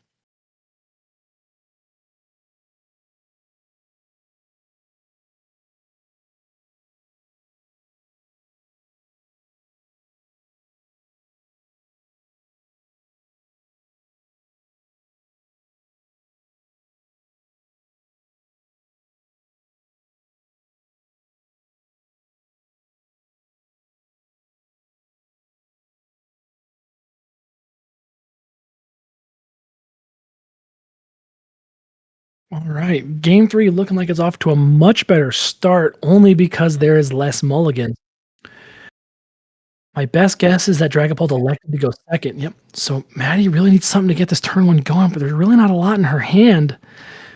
You have the Artisan, but that is a lot of supporters.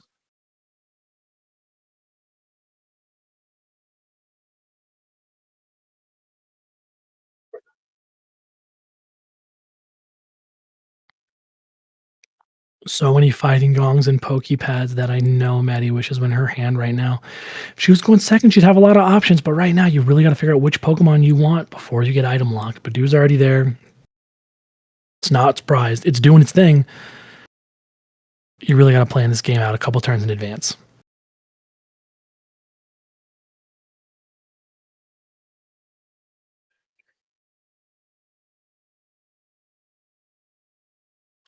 For those of you who are just tuning in again, my name is Theo. I'm a judge over down at Card Cosmos in Colorado Springs, but here I get to help out my friend Gina and Zach and commentate the Hometown Sports Heroes Cards and Collectibles Perfect Order Win a Box presented by Viridian City Gym.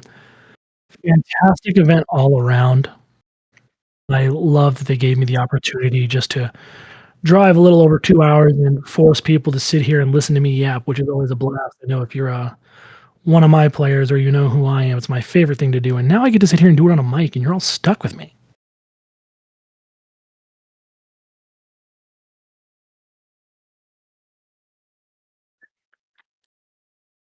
So I've been stuck on standard format. There's actually a lot about Perfect Order I don't know.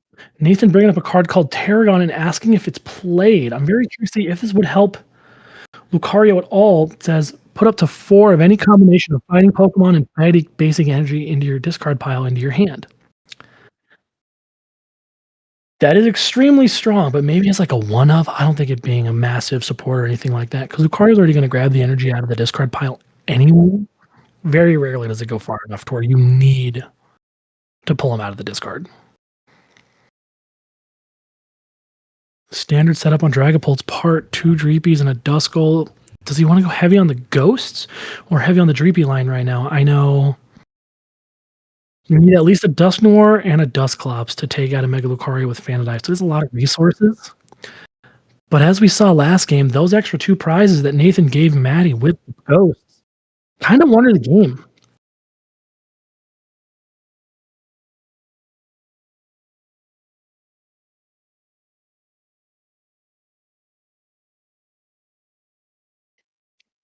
Alright, we have enough energy again for Makuhita to take the knockout onto Badoo.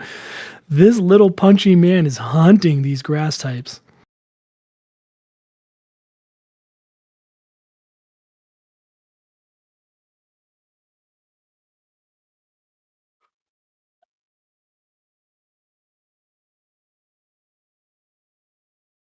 Yeah, Makuhita's gonna confront for 30 to knock out the Badoo, forcing Nathan to either find another one or use that Night Stretcher that he just pulled out of his deck to bring it back.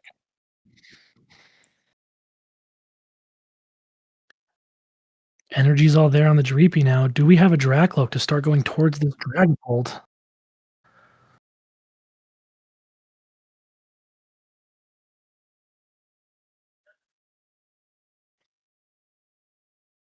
Not a lot in the hand. Unfortunate for Nathan. Maybe Lily's gets him something a little bit better. Lily's is always a tricky one because, yes, Nathan will get 8 cards, but since he had around a 5-card hand from that already, there's a really good chance he's already going to see some cards that was in his hand. It's not like Iona where they go to the bottom and you're guaranteed to get something new. You might accidentally draw into the same one of that you didn't need, and that's a little unfortunate.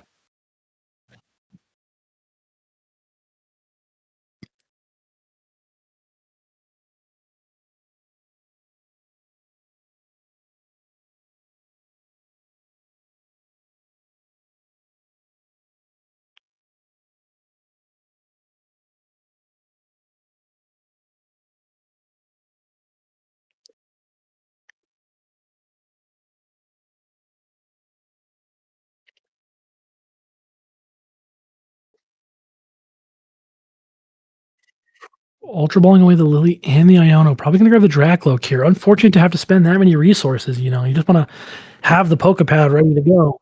But let's see if I can be right again. And is he going to recon directive into a Dracloak?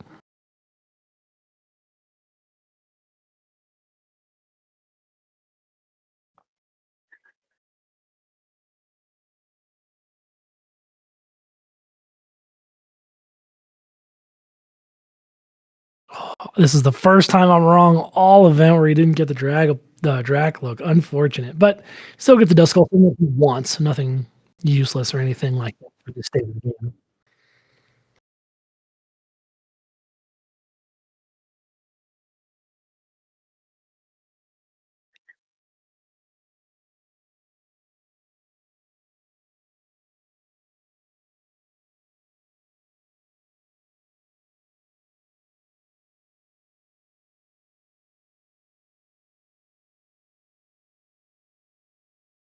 Mariyama bossing up the Dracloak is gonna be brutal, and now it's guaranteed 2 turns before the Dragapult can start to do anything. And Aura Jab just brings the energies back. The retreat was for nothing. What a fantastic play by Maddie, buying herself a lot of time. This Mega Lucario is gonna be sitting around for a long time.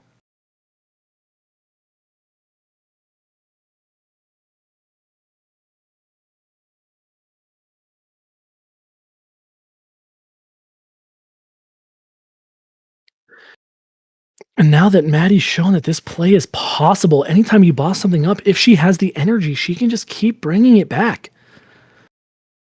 You already see excuse me, the one fighting energy in her hand. She can now retreat into attach to Soul Rock. Ooh, will she draw into an energy now? This is always such a weird thing to see because again, this is standard format with perfect order legal, which technically really won't exist because by the time perfect order comes out, we're going to be in the next rotation, and Iona's going to be gone. Instead, it would have been a judge or a Harlequin, which would have been fantastic. People debating judge over Harlequin a bunch. They are saying that Harlequin is statistically the better option, but if consistency is what you value, then you still are going to play the judge. I kind of sum that up to the debate between playing Great Ball or Dusk Ball in Lugia V-Star. If anyone was around for those times, people were trying to say that playing Dusk Ball was going to be better than Great Ball, but there was some statistic that Great Ball is better for the first half of the game, and that's when you want your archeops. It's a huge rant I can get into. Statistics are fun, numbers are fun. Now, the good news for Nathan is we still do have that Neo Upper Energy, which can accelerate at least one turn. But if that other Draclo gets knocked out again, then that means we're going to have another guaranteed 2 turns before anything can happen, because Nathan, again, does not play the rare candies. He is stuck going Dreepy, Draclo, Dragapult. Etchy Pollen comes out. Do we have the energy to retreat?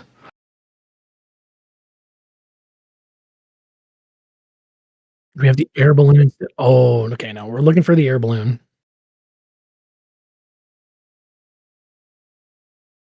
Actually, air balloon or the energy can do the job here. Watchtower's not going to do anything except for shut off a late game Blood Moon or Saluna from Dragapult, and I don't think we're going there. Nathan's deck is not built to let this stadium stay for very long.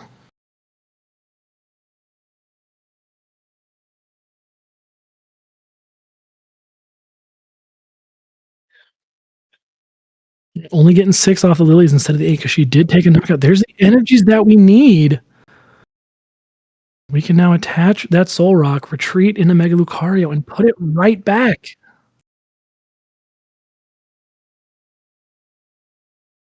No other way to boss or anything like that. Yep.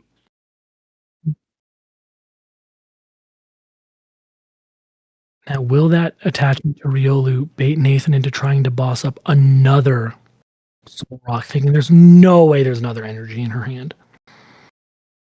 But you and I both know that she does. She only needs the one energy right now until she decides to go for a bigger knockout with Mega Brave.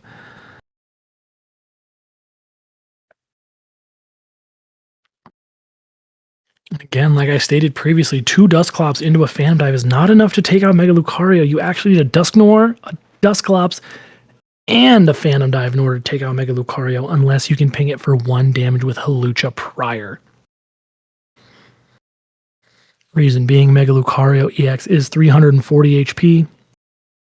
Dusknoir's Curse Blessing brings down to 210, 1 away from Phantom Dive taking it out from Pulp EX. So you do need that extra damage from somewhere, and if it's in the active, it is safe from Hawlucha for now.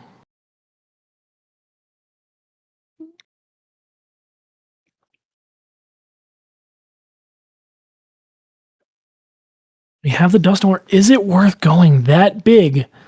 Dusknoir, Dusclops, Phantom Dive to get this knockout on a Mega Lucario.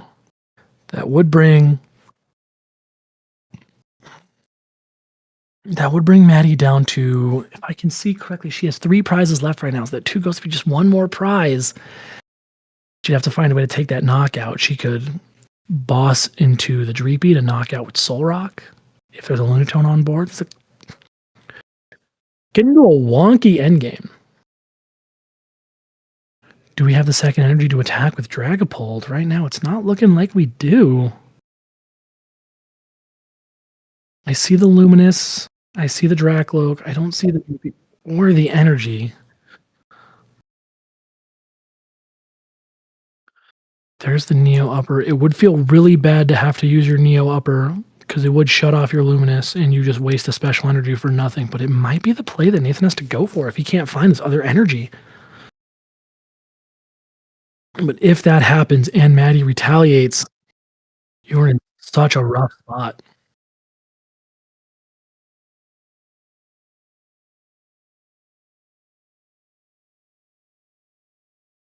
And these prize cards are blank. It's either 3 or 4 prizes remaining. I can't perfectly see it. Not as easy to tell as Nathan's prize cards.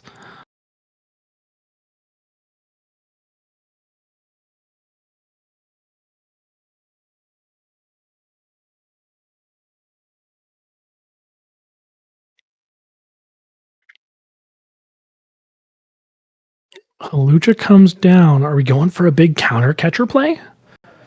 Double counter catcher or counter catcher boss?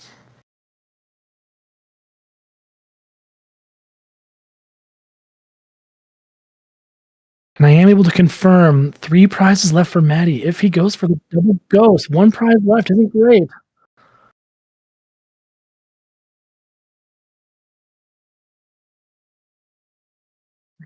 First place comes in 130.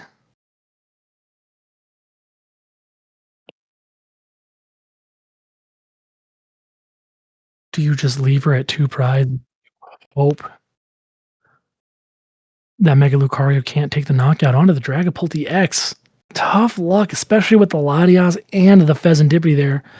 Reasoning behind that being Mega Brave with just 1 more energy can knock out both. Even the Latias resists. 210 HP is not enough to resist the 240 damage coming out from Mega Brave.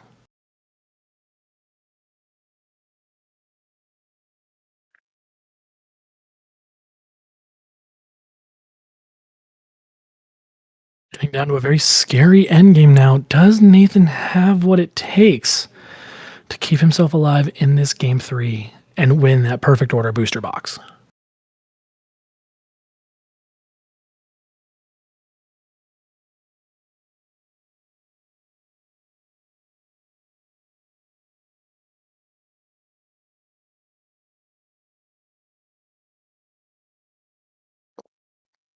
All right, we are going to Night Stretcher. Is he going for a late game Badoo to guarantee that he can't be Premium Power Pro'd?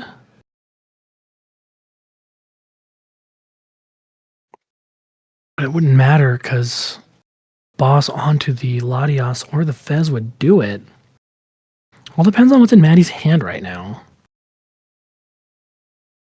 We're going for Dracloak. He can only search with it because he already played Neo Upper for this turn.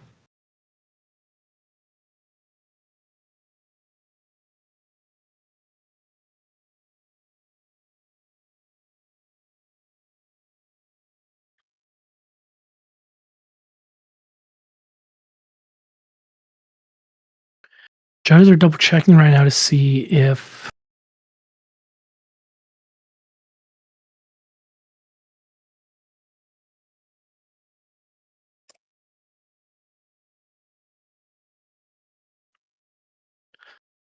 they are going to wait for me to take a look at this really quick.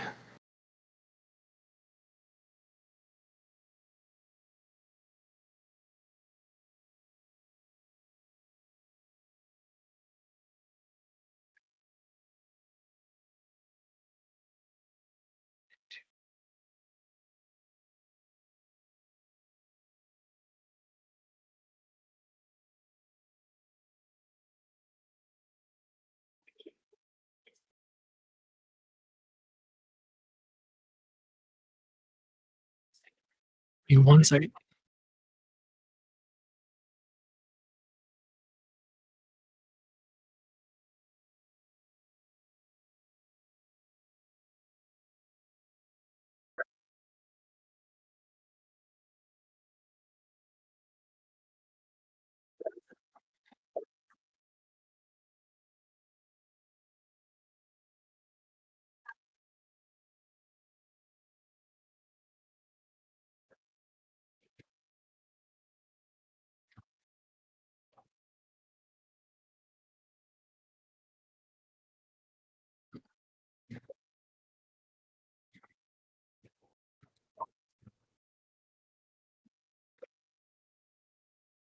We have confirmed the Dreepy is able to evolve into the Dracloak, thankfully. The power of being able to go through a VOD and rewind. This has been a very long turn.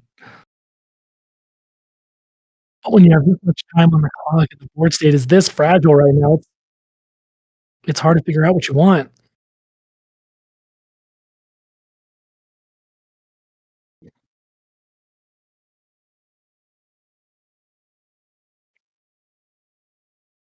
We are not popping that final ghost to get rid of the Mega Lucario, so the Mega Lucario will live on 10 HP.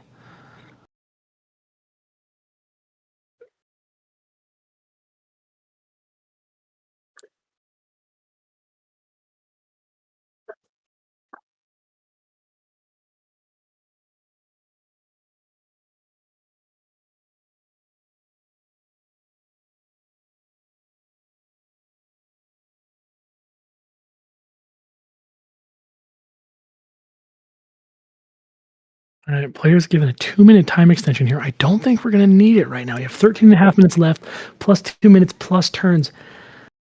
Honestly, I don't see the game lasting this long.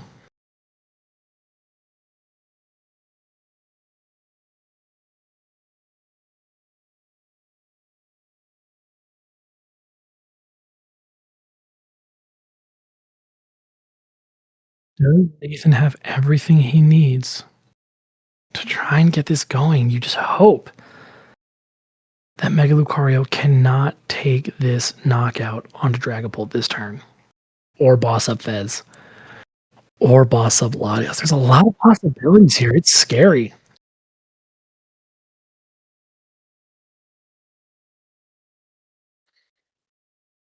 Nathan taking a little bit extra time to think. I know it's a little difficult sometimes. Some people might try and immediately like yell or something crazy.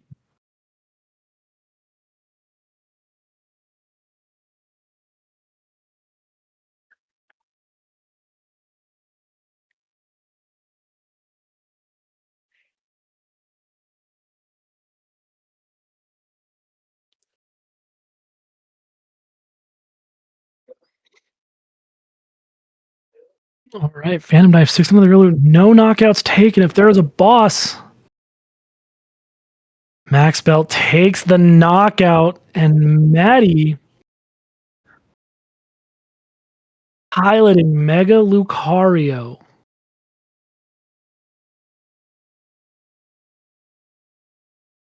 Doing some extra math out loud really quick to make sure she got the knockout. But we know that's knockout for game. Maddie is going to take the perfect order, win a box with Mega Lucario EX. Congratulations.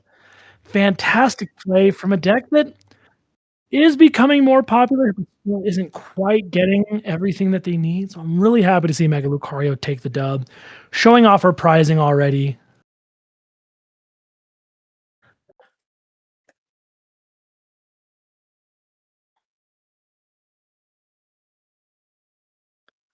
See if we can get a nice view of the box really quick before we head over to the thank you screen.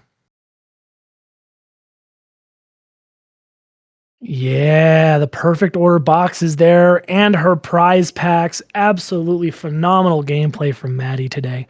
She's going to take it home. What a fantastic showing from her. Going into cut with one of the lower records of 2-1-1, I believe. So the fact that she was able to go from that into the finals and take it home is fantastic on her.